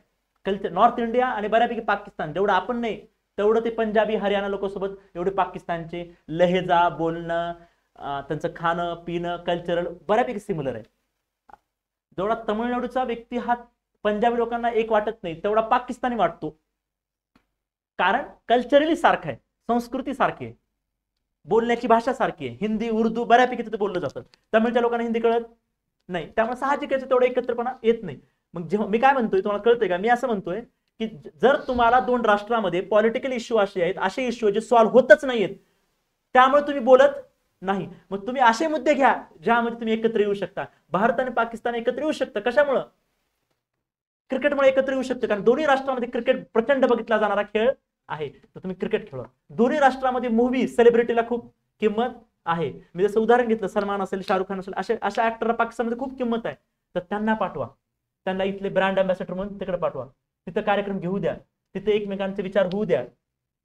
तर हळूहळू म्हणजे हे अशा म्हणजे व्यापार करू द्या. व्यापार बंद आहे भारत पाकिस्तानचा अनेक वर्ष झालं. आता बघा उदाहरणामध्ये तुम्हाला सांगतो, कालचीच नव्हतं, काल परवाची नव्हते, सकाळला आलेले, म्हणजे त्याला काही मोठं पुस्तक वाचायची गरज नाही. पाकिस्तानमध्ये तांदूळ आणि तूर डाळ ह्याचं उत्पादन खूप कमी झालं, यांना ते पाहिजे होतं, आणि मसाल्याचे पदार्थ. आता मसाला, तांदूळ आणि तूर डाळ भारतात प्रचंड आहे. इकॉनॉमिक सर्वे वाचा, किती उत्पादन गेले 5 वर्ष झालं. अरे तूर डाळ मध्ये हे जे भरलेले असतात आपल्याकडे स्टॉक, बफर स्टॉक जो असतो, खराब झालेला आहे. एवढा स्टॉक आहे आपल्याकडे, आणि पाकिस्तानकडे नाही, पण इगो घेऊ देत नाही, म्हणून पाकिस्तान हे युरोप मधून मागवतो. विचार करा, तूर उदाहरण जर तुम्ही 150 रुपये किलो असेल भारतामध्ये उदाहरणामध्ये, तर त्यांना तिथं 7 पटीने पडते म्हणे. म्हणजे साधारणतः 100 रुपयाचे 700 रुपयाला. आणि विचार करा, पाकिस्तानची आपल्यापेक्षा अर्थव्यवस्था खराब आहे, त्यांची आपल्यापेक्षा क्षमता कमी आहे. आपल्याला जसा सिलेंडर मिळतो त्याच्या किती 3 पटीने सिलेंडर मिळतो. आपल्याला जसं नेट मिळतं, डाटा मिळतो, समजा 200-300 रुपयाला 2 GB 1 GB, तसं त्याच्याकडे 5 पटीने मिळतं. 1000 रुपयाला 1 GB असे रेट पाकिस्तानचा. श्रीलंकेत 1200 रुपयाला. जगाच्या पाठीवर सर्वात जास्त डाटा भारत कंझ्युम करतो, आणि जगाच्या पाठीवर सर्वात स्वस्त भारतात मिळतो. जगाच्या पाठीवर साऊथ एशियामध्ये सर्वात स्वस्त सिलेंडर भारतात मिळतो. आता तर काहीतरी स्त्रियांना 3 मुफ्त आहेत वाटतं, काहीतरी ज्यांचं नावावर आहे वगैरे. असो, हे पण जरा लक्ष करून बघत जा थोडस. मी काय म्हणतोय की अशा इश्यूवर काम करा. मग मला सांगा, जर आपण व्यापार केला असता, तूर डाळ पाकिस्तानमध्ये जो अत्यंत गरीब आहे त्याला जर 700 रुपयाची 100 नाही मिळाली तर खुश होणार नाही का? कुठून आली ही? भारतातून आली. एक त्याच्या मनामध्ये काहीतरी, बघा किती जरी माणूस क्रूर झाला तर हृदय नावाची गोष्ट असते, काहीतरी वाटतं या ह्याच्यामुळे आपल्याला मदत झाली. मसाल्याचे पदार्थ, आता मला सांगा, इथले मसाल्याचे पदार्थ साऊथ ईस्ट एशियामध्ये जातात, सिंगापूर इंडोनेशियामध्ये. इथले मसाल्याचे पदार्थ कुठे जातात? साऊथ ईस्ट एशिया, तिथं, आणि तिथून पाकिस्तानला जातात. आता आपण जर 100 रुपयाला विकलं तर साऊथ ईस्ट इंडोनेशिया कितीला विकेल? ऍटलीस्ट 150 रुपयाला झालं का? आणि प्लस ट्रान्सपोर्टेशनचे खर्च. आपण बाजूलाच आहे ना, पंजाब बाजूलाच आहे की, किती किलोमीटर आहे? किलोमीटर नाही मित्रांनो, डायरेक्ट बॉर्डरच आहे, फक्त काय आहे, नदीच आहे. आता नदीचा विवाद आहे, मग ती नदी कुणाची ते आपण कुठं सोडत नाही, ते चालूच आहे आपलं. म्हणजे हे कळते की तुम्हाला, फंक्शन थेरी म्हणते की अशा इश्यूवर फोकस करा जे नॉन पॉलिटिकल आहेत. व्यापार करा, संस्कृतीच देवाणघेवाण करा, खेळामध्ये एकत्र या, अशा गोष्टींमध्ये जावा, जेणेकरून हळूहळू असं करत करत जेव्हा तुमचं रिलेशन चांगलं होईल, एकमेकांना व्यापार, हळूहळू कुठल्या इश्यूकडे जावा, मग पॉलिटिकल इश्यू जावा. असे इश्यू घ्या ज्याच्यामध्ये एकत्र काम करू शकता, आणि त्यांच्यामध्ये जेव्हा विचाराची देवाणघेवाण होईल, जेव्हा रिलेशन थोडं चांगलं होईल, तेव्हा हळूहळू मग कुठे जा, म्हणजे हळूहळू मुद्द्यावर. हा, तुम्ही जाताच ना मुद्द्यावर हळूहळू. किती दिवस तुम्ही, तुमचा मुद्दा तो आहे, त्यासाठी तुम्ही स्टेप बाय स्टेप, तसंच आहे. याला म्हणायचं फंक्शनल थेरी. आता तुम्ही कोडमध्ये बोलू शकता एखाद्याचं की फंक्शनल थेरी चालू आहे. ज्या दिवशी कम्प्लीट होते ते फंक्शन पूर्ण झालं. हे फंक्शनल थेरी तुम्हाला आहे सिलेबसला. इथं जरी आपल्याला एक अर्थ तरी तुम्हाला कळला असेल मला काय म्हणायचे. मग मग हे राजीव गांधीने कशाचा वापर केला, फंक्शनल थेरी. आता हे कळलं असेल, आता कोणतंही पुस्तक घ्या, काही वाचा, हे वाचत असताना तुम्हाला लक्षात येतं की काय चालू आहे गेम. राजीव गांधी, आता 2-3 उदाहरण देतो नेमके काय केलं. मग राजीव गांधी यांनी सुरुवातीला 1988 ला पहिल्यांदा, 87 ला 88 ला साधारणतः जे क्रिकेट बंद पडलं होतं ते क्रिकेट चालू केलं. राजीव गांधी पहिले आहे ज्यांनी क्रिकेटला परत एकदा, भारत आणि पाकिस्तानची सिरीज झाली. क्रिकेट डिप्लोमॅसी. कसली डिप्लोमॅसी आहे, क्रिकेट डिप्लोमॅसी. असा शब्द लिहायचा, क्रिकेट डिप्लोमॅसी. जेवढे टेक्निकल शब्द वापर कराल तेवढे सुंदर मार्क पडतील. आणि उगा असं लिहाल की दोघे जण खेळले आणि कॅच उडाली आणि कॅच घेतली सुटली आणि वर्ल्ड कप हरला, -5 पडतील. Cricket diplomacy in 1987.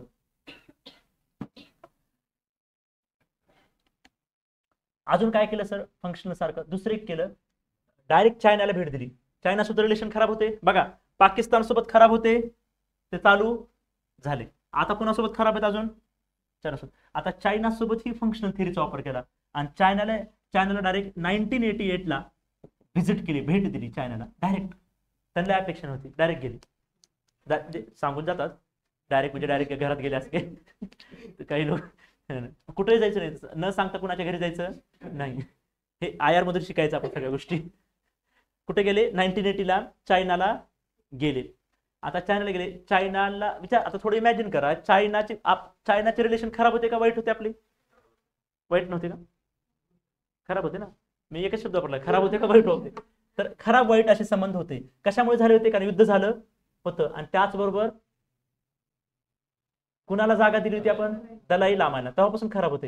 हे पहिली व्यक्तिमत्व आहेत ज्यांनी पुढाकार घेतला, जे संबंध पूर्णपणे बंद पडले होते 1962 नंतर, ते परत 88 ला त्यांनी चालू केले, व्हिजिट केली चायनाला व्हिजिट केली राजीव गांधी यांनी. आणि मग तिथून परत संबंध सुधारायला चालू झाले. आता केलं काय तिथे गेल्यानंतर, ते ऑब्व्हियसली का भांडणं होते, कारण भांडणाचं मूळ कारण जे होतं ते म्हणजे परत तिथं बॉर्डर इश्यू होते. अरुणाचल प्रदेश त्यांचा आहे, सिक्कीम त्यांचा आहे, काश्मीर मधला काही पार्ट त्यांचा आहे, असं त्यांचे क्लेम आहे. तिबेट आपण देऊन टाकलेला होता, काल मी सांगितलं तुम्ही. मग हे चालू होतं ते. मग काय म्हटले, जाऊन आता फंक्शनल थिअरीचा वापर केला, म्हणजे जाऊन तिथं कसं काय बॉर्डर इश्यू काढले असतील का लगेच. नीट लक्ष द्या, भांडणं कशामुळे भारत चीनचं, बॉर्डरमुळे. बॉर्डर ते म्हणतात ते आमचे, आपण म्हणतो आमची, त्याच्यामुळे चालू आहे भांडणं. 62 ला युद्ध झालं तरी ते थांबलं नाही. आतापर्यंत आपण बोलत नव्हतो, परंतु चांगले संबंध व्हावेत म्हणून राजीव गांधी 88 चीनला गेले. आणि मी म्हणतो राजीव गांधी यांनी फंक्शनल थिअरीचा वापर केला. मग याचा अर्थ असा होतो का की जाऊन डायरेक्ट बॉर्डर इश्यू बोलत बसले असतील, दुसरे इश्यू बोलतले असतील. बोलले ते म्हणले आपण काय करू, व्यापार चालू करू, आम्हाला प्रचंड व्यापाराची गरज आहे. पिरियड आहे 1988. आणि राजीव गांधी हे टेक्नॉलॉजिकली जे आज भारतामध्ये सगळे तंत्रज्ञान आहे त्याची सुरुवात करणारे पहिले पंतप्रधान म्हणजे इंदिरा राजीव गांधी. मग विचार करा, चायनाला जाऊन त्यांनी काय मागितलं असेल, आणि चायनाचा आपण काय वापरतो सध्या, सगळे टेक्नॉलॉजी. काही बघा तुम्ही, कसलेही माल बघा, सगळ्यात चायना माल असतो, बरोबर आहे. हे तेव्हापासून हे जे आज ते तेव्हा म्हटले आपण काय करू, व्यापार करू. चायना म्हणलं आम्ही काय द्या, तुम्ही काहीही द्या, कारण आमच्याकडे काहीच नाही, आम्ही आतापर्यंत काहीच केलेलं नाही, आम्ही खातो आणि झोपतो. जय हिंद. मग तेव्हापासून टेक्नॉलॉजी सुरुवात झाली आणि व्यापार चालू केला. व्यापार एवढा चालू केला, आता व्यापार चालू केला. इमॅजिन करा, फील करा फक्त, एका राष्ट्राच्या घरी गेला जो तुमचा दुश्मन होता, जो तुम्हाला बोलत नव्हता, आणि त्याला जाऊन आपण दुसरं काहीच बोलत, त्याला म्हणतो एक काम करू, आपण व्यापार करू. तुम्हाला कशाचा व्यापार, हा कशाचा व्यापार, आपलं भांडण आहे. तुम्हाला एक काम कर, फायदा कशात आहे तुला, काही फायदा वगैरे नाही, जा घरी. एकच नाही सांगितले तुम्हाला. आता त्याला शांत करायचे ना, त्याचं मत परिवर्तन करायचं, त्याचं मन परिवर्तन करायचं. तुम्ही काय बोलाल, त्याच्या आवडीचा विषय, तुमचं काय आहे ते. मला आमच्याकडे भरपूर खेळणे आहेत, भरपूर टेक्नॉलॉजी विकसित केली आहे. जपान बघा कसं केलं ते वेगळा भाग आहे. कसं काय चायना अचानकच विकसित झालं, जे की आपल्या 1 वर्षानंतर स्वातंत्र्य मिळालेलं आहे. तो इश्यू आपण बोलू कधीतरी. इथं म्हटले त्यांनी की ठीक आहे, काय पाहिजे तुम्हाला, आमच्याकडे भरपूर हे वस्तू आहेत, सगळ्या भंगार वस्तू आहेत, विकायला कोणी घेत नाही आमचं, अमेरिका वस्तू आमच्या घेत नाही, ठीक आहे आम्हाला द्या. आता खुश झाला ना चायना, ज्या वस्तू कोणी घेत, त्या वस्तू आम्ही भारताला देणार, भारताने ऍग्री केलेले आहे. बघा लक्षात घ्या, काही लोकांना वाटेल की अशा वस्तू खराब का घेतो आपण, अरे आपल्याकडे काहीच नव्हतं. तुम्हाला समजते का, बैलगाडी, सरकारची एसटी, लालपरी आणि मर्सिडीज. तुमच्याकडे बैलगाडी होती तर तुम्ही लालपरी मागाल ना, कमीत कमी बैलगाडीपेक्षा बरी आहे. भले ती लालपरी आता इच्छा होत नाही बसण्याची. हे तसंच आहे काहीतरी. किती दिवस आपण ते अँटिना फिरवत राहणार, दूध वरचा राहत होता ना लहानपणी. मग तेव्हा चीन म्हणतोय की अँटिना काढून टाकतो, डायरेक्ट कनेक्शन देऊ शकतो, फिरवायची गरज नाही. काही लोक फक्त अँटिना धरून गेले वर. कमीत कमी ते तरी वाचतील, बिना अँटिनाचा टीव्ही चालेल. आणि एवढंच नाही, 1996-97 ला डील झाली. त्या डीलमध्ये असं सांगितलं की जो मी पूर्वी सांगितलं तुम्हाला त्या दिवशी, की टीव्ही चालू केल्यानंतर साधारणतः 10 ते 11 मिनिट लागायचे. ते म्हणले आता तेवढा वेळ लागणार नाही, 11 मिनिटावर डायरेक्ट 9 मिनिटापर्यंत आणतो आपण. भारत खुश झाला, 9 मिनिटाला टीव्ही चालू होते. मग काही लोक, एक शक्तिमान नावाचा कार्यक्रम होता, तुम्ही कुठले आहात मला माहित नाही, शक्तिमान नावाचा होता, आणि रविवारी असायचे माझ्या मते अंदाज 12ला काहीतरी. तर बरेच लोक 11 वाजून 50 मिनिटाला टीव्ही चालू करायचे आणि खेळायला जायचे निघून, आणि 12 वाजता परत तिथे टीव्ही चालू झालेला असायचा. तर चायना म्हणला आम्ही सगळी सिस्टीम बंद करू, तुम्हाला चांगली टेक्नॉलॉजी देऊ. एकतर्फी व्यापार आहे, लक्षात घ्या. कारण आपल्याला काही देण्यासारखं आपल्याकडं नाही, पण तरी आपण केला का, कारण चायनाचा मूड बदलला पाहिजे, त्यांच्यासोबत रिलेशन चांगले झाले पाहिजेत, म्हणून आपण चायनाला व्हिजिट केली आणि व्यापारावर फोकस केला. बॉर्डरचे इश्यू आता काढलेले नाहीत, म्हणून आपण म्हटले कसल्या थिअरीचा वापर केलाय, फंक्शनल थिअरीचा वापर. बघा ही थिअरी आहे, हे पेपर 2 मधला तुम्हाला काही जण झालेला आहे. ही थिअरी आहे, तिथे ही कॉन्सेप्ट आहे. तिकडले तुमचं अप्रत्यक्ष पद्धतीने हे क्लिअरच होते 50% तिकडला सिलेबस, कारण सगळ्या थिअरीचा सिलेबस इथं तर रिपीट होतो. ऑलरेडी चांगले आहेत. आता युएसए सोबत काय, इथे खराब आहेत रिलेशन. काय केलं असेल आता इथं, मात्र त्यांनी काय केलं, इथंही त्यांनी फंक्शनल थिअरीचा वापर केला असं नाही. इथं त्यांनी एवढंच केलं की राजीव गांधींनी युएसए ला व्हिजिट वगैरे काही केली नाही, पण त्यांनी असं सांगितलं की आपण दोघं म्हणून काम करू. त्यामुळे विशेष असं काही युएसए सोबत त्यांनी केलेलं नाही. फक्त एक पहल केली होती की आपण एकत्र काम केलं पाहिजे वगैरे, पण असं काही विशेष काही मेजर काही बदल घडलेला नाही युएसए सोबत. ठीक आहे. एक दुसरी गोष्ट मी तुम्हाला एक शब्द लिहून दिलाय, इन्स्टिट्यूशनल लिबरलिझम, संस्थात्मक उदारमतवाद. दिला एक शब्द, नसेल तर लिहून घ्या.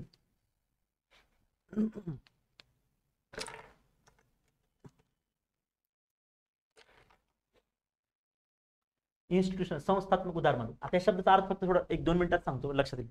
संस्थात्मक उदारमतवाद हे काय सांगतं की जेव्हा राष्ट्राचे रिलेशन खराब असतात तेव्हा ते खराब असतील तर तुम्ही त्यासोबत संघर्ष करू नका, शक्ती वाढवू नका, सिक्युरिटीवर जास्त फोकस करू नका, सहकार्य करा. नीट लाईक एवढंच नाही, सहकार्य करा.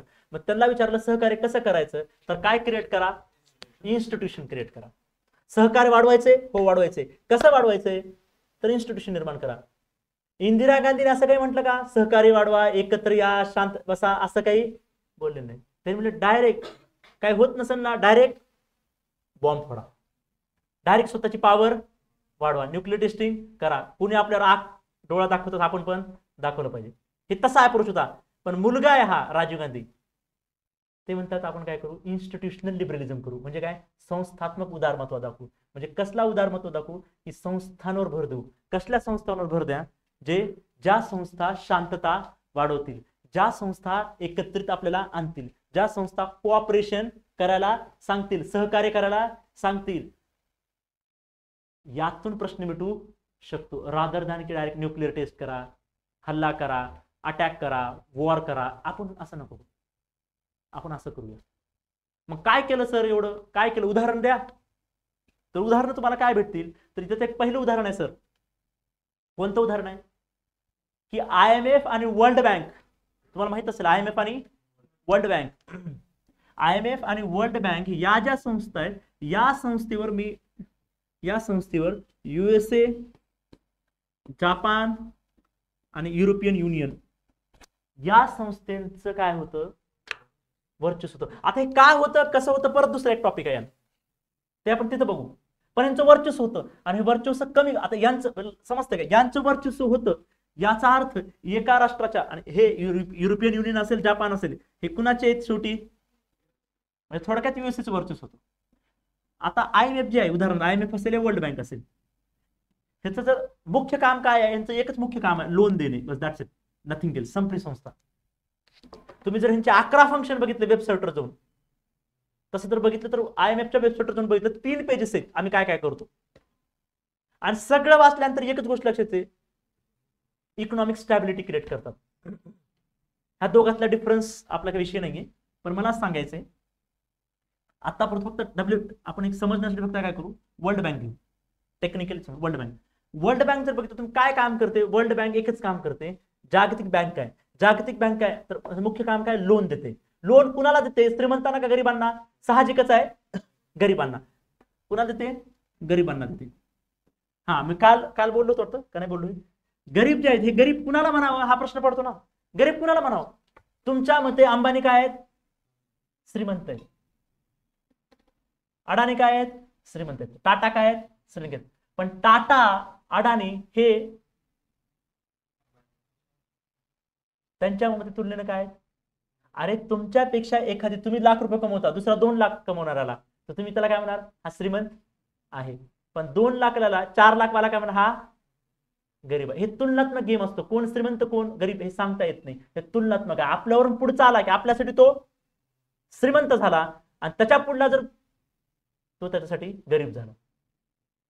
मग मी काय म्हणतोय, मग हे गरीब कुणाला म्हणायचं, कुठल्या राष्ट्राला गरीब म्हणायचं, ह्याची एक व्याख्या ठरली, आणि व्याख्या कोण ठरवली,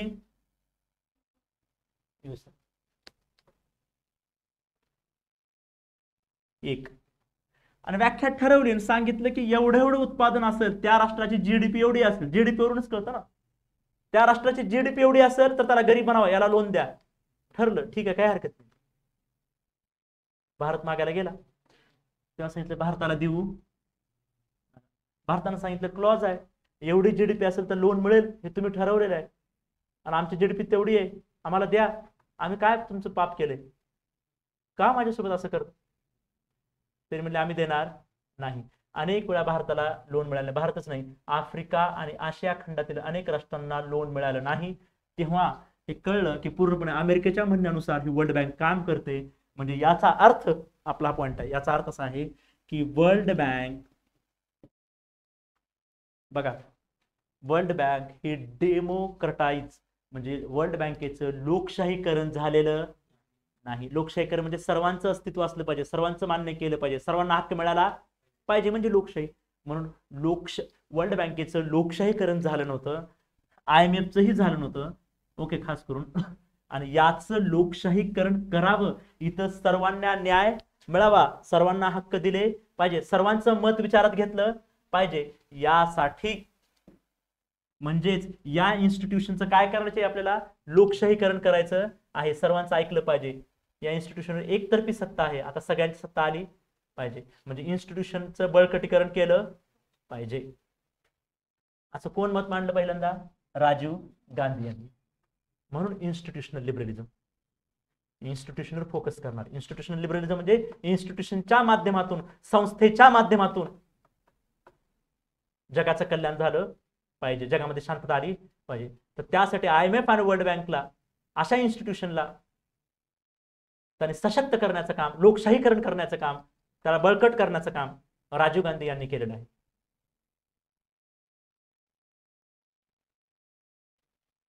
त्याचबरोबर छोटे छोटे पॉइंट्स आहेत, ते काही इम्पॉर्टंट आहेत.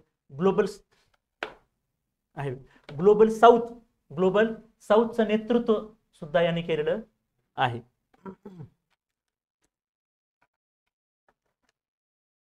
साऊथ कोऑपरेशन, साऊथ कोऑपरेशन म्हणजे दक्षिण दक्षिण सहकार्य.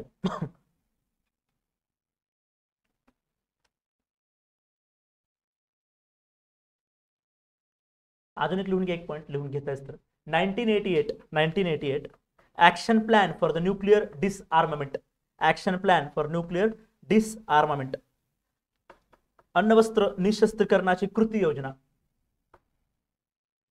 अण्वस्त्र निशस्त्रीकरणाची कृती योजना. हे कधी घडलं, 1988 ला.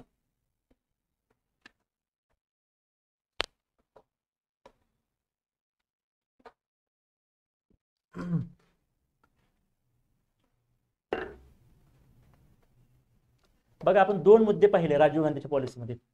राजीव गांधी जेव्हा आले पंतप्रधान, तो काय अवस्था होती गणेश?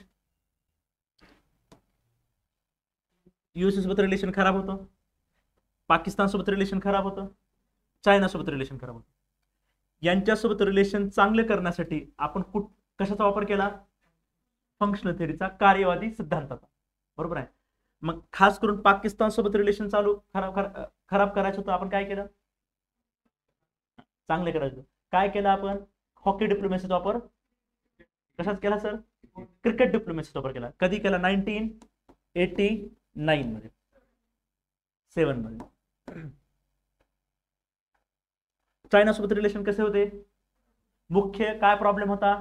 बॉर्डर डिस्प्यूटचा होता का त्यांचे डोळे बारके होते? ओके, बॉर्डर डिस्प्यूट होता. मग बॉर्डर डिस्प्यूट होता तर चायनाला आपण कधी व्हिजिट केली? कोण व्हिजिट केली?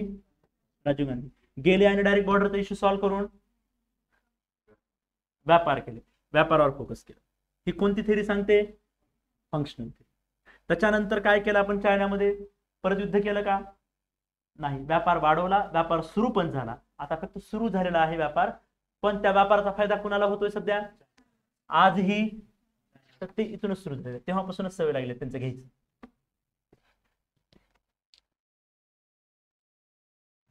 युएसए सोबत काय असा काही विशेष प्रयत्न केला नाही, केला असं नाही, पण काही विशेष यश मिळालं नाही. युएसएसआर सोबत रिलेशन चांगलंच होतं. बघा आता ड्रामॅटिकली चेंज होणार बघा पॉलिसीमध्ये, आता सगळं बदलणार आहे. त्यामुळे परत सांगतो मी, युएसएसआर सोबत रिलेशन कसं आहे? चांगलं आहे. चांगलं असण्याचं कारण काय? कारण आपण मैत्रीचा तह केलेला आहे. कधी केलाय? कुणाच्या काळात? इंदिरा गांधी का नेहरूंच्या?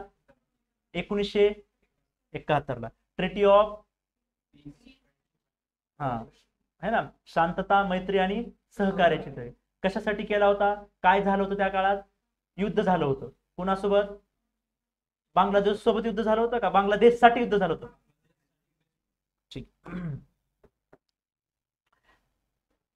आता फक्त एक पॉइंट आहे, ऐकून घ्या फक्त, तेवढं इम्पॉर्टंट नाही. रिलेशन लिहून पण तुम्हाला घ्यायचं असलं, रिलेशन विथ आयलँड्स. आयलँड्स म्हणजे बेटांसोबत. आता काय, 2 बेट होते त्यावेळेस राजीव गांधीच्या काळामध्ये, एक श्रीलंका आणि एक मालदीव. मालदीव माहिती तुम्हाला, आणि श्रीलंका, पण हे 2 आहेत. तर काय झाले या काळामध्ये, जर तुम्ही बघितलं यांच्यासोबत संबंध कसे होते, तर यांच्यासोबत संबंध थोडं खराब म्हणण्यापेक्षा सुरुवातीला चांगले होते, पण ह्यांचा काळ संपेपर्यंत खराब झाले, कारण मृत्यू पण याच इश्यूमुळे झाले. आता तो एक्झॅक्टली का झाला, काय झाला, तो आपला आजचा भाग नाही. आज आपण फॉरेन पॉलिसीची हिस्ट्री बघतोय, आपण रिलेशन बघत नाही. कारण श्रीलंकेमध्ये जे कांड झालेलं आहे तिथं सिव्हिल वॉर चालू होता, नागरी युद्ध. सिव्हिल वॉर जो चालू होता, नागरी युद्ध. नागरी युद्ध म्हणजे काय? आपापल्या देशात, आपापल्या लोकांमध्ये, आपापल्या जातीमध्ये, आपापल्या धर्मामध्ये, आपापल्या वंशामध्ये जेव्हा संघर्ष चालू होतो त्याला सिव्हिल वॉर म्हणतात. आणि जेव्हा बाहेरच्या सोबत होतो त्याला काय म्हणायचं? तुम्ही सांगा. कसलं वॉर म्हणतो त्याला? नागरी युद्ध, म्हणजे आपापल्या नागरिकांमध्ये होणार. आणि जेव्हा पाकिस्तान सोबत होतं त्यांना काय म्हणायचं? पाकिस्तान युद्ध. कसलं युद्ध म्हणतो त्याला? यालाही वॉर म्हणतोय ना, पण याला सिव्हिल म्हणतोय. सिव्हिल का म्हणतोय? नागरी. तर नागरी काय आहे सर? त्या देशातले नागरिकांमध्ये होणार वॉर. कशामुळे होतात? तर त्याला मुख्य 2 कारण आहेत जगामध्ये. कशामुळे होतात? हा जीएसचा भाग आहे, आपल्या आयआरचा नाही. कशामुळे होतात? तर 2च कारणामुळे होतात. प्रचंड प्रमाणात वाढणारं रिजनलिझम. रिजनलिझम काय आहे सर? प्रादेशिकतावाद. प्रादेशिकतावाद काय आहे? की आपल्या प्रदेशाची विभागणी. प्रदेशाची विभागणी कशामुळे होते? एक तर भाषेमुळं, एक तर जातीमुळं, एक तर धर्मामुळं किंवा वंशमुळं, किंवा कशामुळे अजून एक कधी कधी जेंडर वाईज सुद्धा होते. म्हणून रिजनलिझम ठराविक गोष्टीसाठी चांगलं आहे. अमेरिकेमध्ये सुद्धा सिव्हिल वॉर झाला. कशासाठी झाला? काळे आणि गोरे, वंश वरून झाला. रेसिझम. रेस म्हणजे कलर, तुमच्या त्वचेचा कलर काय आहे त्याच्यावरून काळे, कृष्णवर्णी आणि गोरी असं यांच्यामध्ये वाद निर्माण झाला त्या काळात अमेरिकेमध्ये. तो आजही आहे. भारतामध्ये अजूनही मनाचा सिव्हिल वॉर झालेला नाही. का झाला नाही त्याचं उत्तर तुम्हाला इंडियन सोसायटीमध्ये खूप सुंदर आहे. हे का आपल्याकडे झालं नाही? एवढा संघर्ष आहे आपल्याकडे बोटावर संघर्ष आहे, पण तरी आपल्याकडे सिव्हिल वॉर झाला नाही. फ्रेंच बघा, जगाच्या पाठीवर अनेक राष्ट्र सिव्हिल वॉर झाला, आपसात लोक संघर्ष करतात. आपल्याकडे छोटे मोठे वाद होतात, युद्ध होत नाही आपसात एवढं होत. त्याचं कारण असं आहे, त्याचे कारण खूप मोठे आहेत. इतिहास शिकत असताना तुम्हाला एक जाणवतं, तो म्हणजे प्राचीन भारत. प्राचीन भारतामध्ये 3 गोष्टी खूप भयंकर आणि खूप सुंदर झाल्या, म्हणून त्याची फळं आजही बघतोय. एक म्हणजे जन्माला आलं ते वेदांत, जन्माला आले ते गौतम बुद्ध, जन्माला आले ते महावीर जैन, आणि त्याच्यानंतर असं चालूच राहिलं. आणि ते करत करत नंतर काय इस्लाम आला, पण इस्लाममधून फॅटर्निटी, बंधुता आपण घेतली, बाकीच्या गोष्टी ते जाऊ द्या, काय वादग्रस्त गोष्टी. आणि त्याच्यानंतर 15व्या शतकामध्ये सिख आला, आणि त्याच्यातून आपण घेतलं सेवा. म्हणजे एवढे रिलिजन आपल्याकडे आलेले आहेत, आणि ते प्रत्येक रिलिजनचं कॉन्ट्रीब्युशन आहे. म्हणून आपली संस्कृती प्रगल्भ झाली, आपली संस्कृती चांगली झाली, आपली संस्कृती सर्वांना सामील करून घेणार. म्हणून आपल्याकडे हिंदूमध्ये सुद्धा जाती पडल्या, आणि जातीनुसार सुद्धा प्रत्येक जातीनुसार जर इतिहास बघितला, पुस्तकातला नाही, जर दुसरा इतिहास बघितला तुम्ही, तर प्रत्येक जातीमध्ये सुद्धा काय, इव्हन खाण्यापिण्याच्या आणि हिंदू असून सुद्धा विवाह लावण्याच्या पद्धतीमध्ये फरक आहे, रिजन वाईज जात नाही. मंगळ अष्टिका जे म्हटलं है ना, त्याच्यात सुद्धा बऱ्याच ठिकाणी फरक आहे. तुम्ही विदर्भात जा, थोडा फरक आहे, पद्धतीमध्ये फरक आहे. एक उदाहरण देतो तुम्ही, याच्यात वेगळं घेऊन. एक डॉमिनंट कास्ट महाराष्ट्रात कुठले? डॉमिनंट मराठा. तुम्ही मराठ्यामध्ये जाऊन बघा, विदर्भातले ते नाही 96 कुळी, उपप्रकार म्हणत नाही मी, सेम प्रकारामधले तुम्ही बघा फरक आहे. हळद लावण्याच्या पद्धतीमध्ये, हळद किती दिवस लावली जाते, काही ठिकाणी मुलीच्या घरी प्रचंड फरक आहे. काय आहे? हीच तर डायव्हर्सिटी आहे, हीच तर विविधता आहे. मग हे आपण सगळ्यांनी, आपल्या सगळ्यांना पटलेलं आहे की तुम्ही आपल्या पद्धतीने राहू शकता. हे आज नाही, हे कधीपासून चालू आहे. हा, आणि जगामध्ये मात्र असं होत नाही. जगात असं कुठंच होत नाही. प्रत्येकाला वाटतं की मी सांगतो त्याप्रमाणेच राहिलं म्हणजे. एक लक्ष घ्या, मिडल ईस्ट, अरब कंट्री, काल उदाहरण देतो, अरब कंट्री 27 राष्ट्र आहेत. 27 राष्ट्रामध्ये एकच धर्म आहे, एकच भाषा आहे, एकच वंश आहे, आणि एकच भाषा आहे, आणि लिहिण्याची पद्धती उलट लिहितात. ते आपण जसं लिहितो इकडून लिहितात, तसं 27 राष्ट्र सगळं सारखं आहे, पण सर्वात जास्त युद्ध जर कुठं झाले तिथं झाले. हे विशेष आहे भारताचं, हे लिहावं निबंधामध्ये. ही का श्रेष्ठ आहे? तुम्ही चालू करता, वेगवेगळे धर्म आहेत, वेगवेगळ्या जाती आहेत, म्हणून भारत विविधताने नटलेला देश आहे. विविधता नटलेला देश आहे. पुढे काय वाचलं, मार्क तसेच पडतात, -75. कुठला कंटेंट कुठं वापरावा, ठीक आहे, मला वाटतं टाईप आपण फिनिश करू. ओके, तर हे आयलंड कंट्री सोबत रिलेशन कशी होती, श्रीलंका सोबत काय झालं, त्याच्यामुळे राजीव गांधीचा मृत्यू झाला, तर तो आपण इंडिया श्रीलंका नावाचा टॉपिक आहे, तिथं त्याचं रिझन बघू. इथं आपलं फक्त काय घडलं हे बघायचं. तर श्रीलंकेसोबत सुद्धा आपण कसं रिलेशन ठेवलं. इथं सिव्हिल वॉर झाला, त्यांच्या देशात युद्ध चालू होतं, त्यांच्या लोकांमध्ये युद्ध चालू होतं, पण भारताला मदत मागितली आणि भारताने ती मदत केली. भारताला मदत मागितली कारण श्रीलंकेमध्ये जो वॉर चालू होता एवढा अनकंट्रोलेबल झाला होता, की तिथं काय सरकार सुद्धा असुरक्षित होतं. जसं बांगलादेश आता असुरक्षित झालं होतं. बांगलादेशच्या कोणत्या हसीना पळून गेल्या आणि कुठं आल्या ते बघा, सवयच लागली. पुन्हा ते भारत अंगावर घ्यायची सवय लागली. बांगलादेशला प्रॉब्लेम झाला, कुठं आले? भारतात. श्रीलंकेला प्रॉब्लेम झाला आणि बांगलादेशला आता शेख हसीनाला प्रॉब्लेम झाला, कुठं आले? पण इंडिया बांगलादेशचं उत्तर लिहित असताना हे पहिल्यांदा झालं असं म्हणायचं नाही. तिथं म्हणायचं हा भारताला लागलेला ऐतिहासिक गौरवशाली परंपरा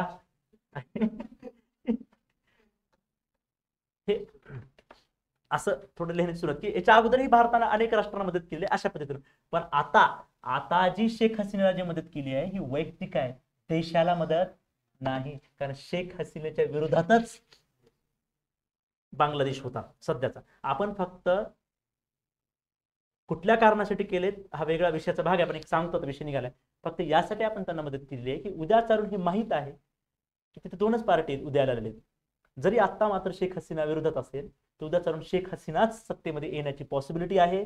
आणि अशा टायमाला जर आपण शेख हसीनाला जर आपण मदत करतोय तर उद्या सांगा शेख हसीना जेव्हा जाईल पॉवरमध्ये अप्रत्यक्ष पद्धतीने सगळं ऐकावं लागेल. कारण आता काय काय लिहून घेतलंय आपल्याला माहीत नाही शेख हसीनाकडून. कारण सगळे इंटरनल असतं, त्यासाठी पूर्णपणे आयबी काम करत, सॉरी रॉ काम करत असते, आयबीच्या सांगण्यावर दोघं म्हणून काम करत असतात. फक्त भारतामध्ये न्यूज आहे, भारताने नंतर हे पण केलं की ही न्यूज का कव्हर केली, भारत सरकारचं असं म्हणणंही होतं. नंतर बघा इनडायरेक्ट मी बघा प्रेस कॉन्फरन्स हे सांगितलंय, काय सांगितलंय की अशा न्यूज टेलिव्हिजन नका दाखवू. हे सगळं that is the foreign policy, हेच फॉरेन पॉलिसी. ज्या बघा फॉरेन पॉलिसीमध्ये जे घडलं तेवढंच सांग आपण लिहू शकतो, जे भारतानं स्टँड घेतला नाही ते आपण सांगू शकत नाही. तर श्रीलंकेसोबत सिव्हिल वॉर चालू होता आणि यावेळेस मात्र आपल्याला मदत मागितली आणि आपण ती मदत पूर्ण केली. मदत पूर्ण केली म्हणजे श्रीलंकेसोबत आपण चांगले संबंध वाढवण्यासाठी त्यांना मदत केली. परिणामी या श्रीलंकन नागरिकांना नाराज झाले आणि राजीव गांधींची हत्या केली नंतर तमिळनाडूमध्ये जाऊन, की तुम्ही का आलात आमच्या संघर्षामध्ये. दुसरा आहे, तरी आपल्या डिटेलमध्ये आपण नंतर बघणार आहे, त्याचे खूप कारण आहेत. मालदीव्स, मालदीव्स कुठं आहे, हा सुद्धा एक आयलंड आहे. आयलंड समजतं का, ज्याच्या आजूबाजूला पाणी असतं. आयलंडची व्याख्या जॉग्राफीमध्ये आहे तुम्हाला. तर मालदीवला काय केलं, ऑपरेशन कॅकटस. तर त्याच्यामध्ये काय केलं त्यांनी की तिथं काय आलं, तिथे एक सरकार येणार होतं. सरकार कसलं येणार होतं, भारताच्या बाजूनं बोलणार. जे भारताच्या बाजूनं बोलतील त्या सरकारला सरकारने मदत केली आणि सत्तेमध्ये आणलं. ओरिजिनल पॉवर झालं का नाही, तिथं सुद्धा हे लिहू. कुठून उत्तर काढावं हे डिस्क्रिप्टिव्ह मध्ये कळलं. ठीक आहे, असं काहीतरी टाइम झालाय आपला, आपण फक्त थोडं सुरुवात करू. इथं इथपर्यंत काय अडचण आहे कुणाला. इंदिरा गांधीची मध्ये अडचण आहे की कळलं नाही. हा, तर इंदिरा गांधी आणि राजीव गांधी मध्ये मेजर काय फरक वाटला ते एका लाईन मध्ये लिहा. तुम्हाला मेजर काय फरक वाटला, तुमच्या डोक्याला काय वाटलं दोघांकडे बघून, कसा दृष्टिकोन आहे ते आपापल्या एका लाईन मध्ये आपापल्या भाषेत लिहा.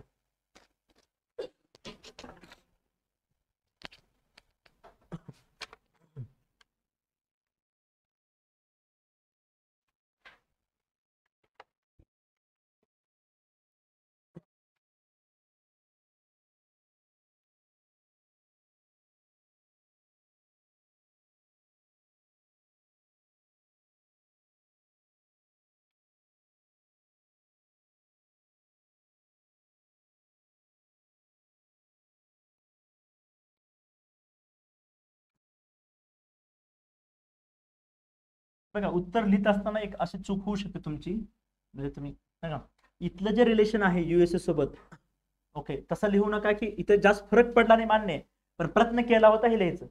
कशासाठी प्रयत्न केला होता इथं पण, म्हणजे लिहिता सांगायचं व्यापारासाठी प्रयत्न केला, गुंतवणुकीसाठी प्रयत्न केला, पण फारसे यश मिळालं नाही, पण प्रयत्न केला होता संबंध सुधारण्यासाठी. हे असं वाक्य लक्षात ठेवा. तर तुमचं मत लिहा, मी थोडं बघतो प्रत्येकाचं काय कसं वाटलं तुम्हाला दोन. ठीक आहे, आलं लक्षात. ठीक आहे.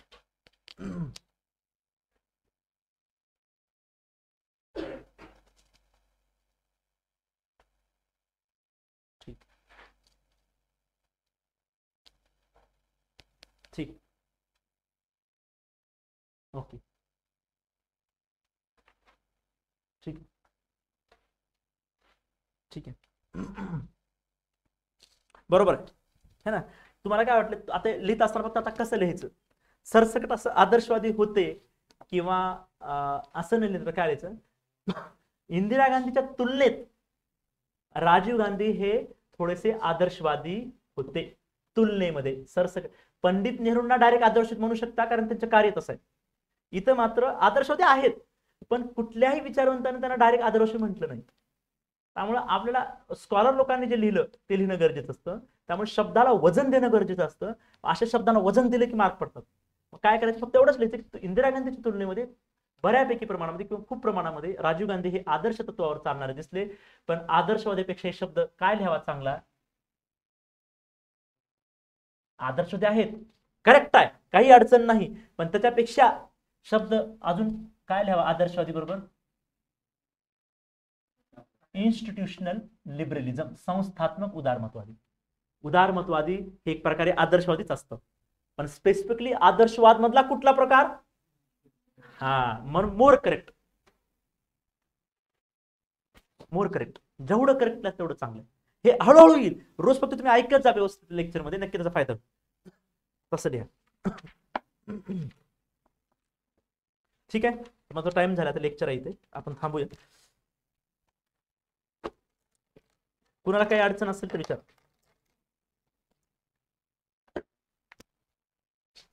आहे कुणाला कुठलं कळालं नसेल, कोणता शब्द कळाला नाही, काही असेल अडचण तर विचार. किती लोकांना कळले जवळपास सगळं आज कॉन्सेप्ट लक्षात नाही, कळलंय डोक्याला समजलं, हात वर करा तुम्ही. आता सगळे करता करू नका, कसं खरंच सगळ्याला कळलं शपथ. ठीक आहे, असेल अडचण तर विचार. थँक्यू.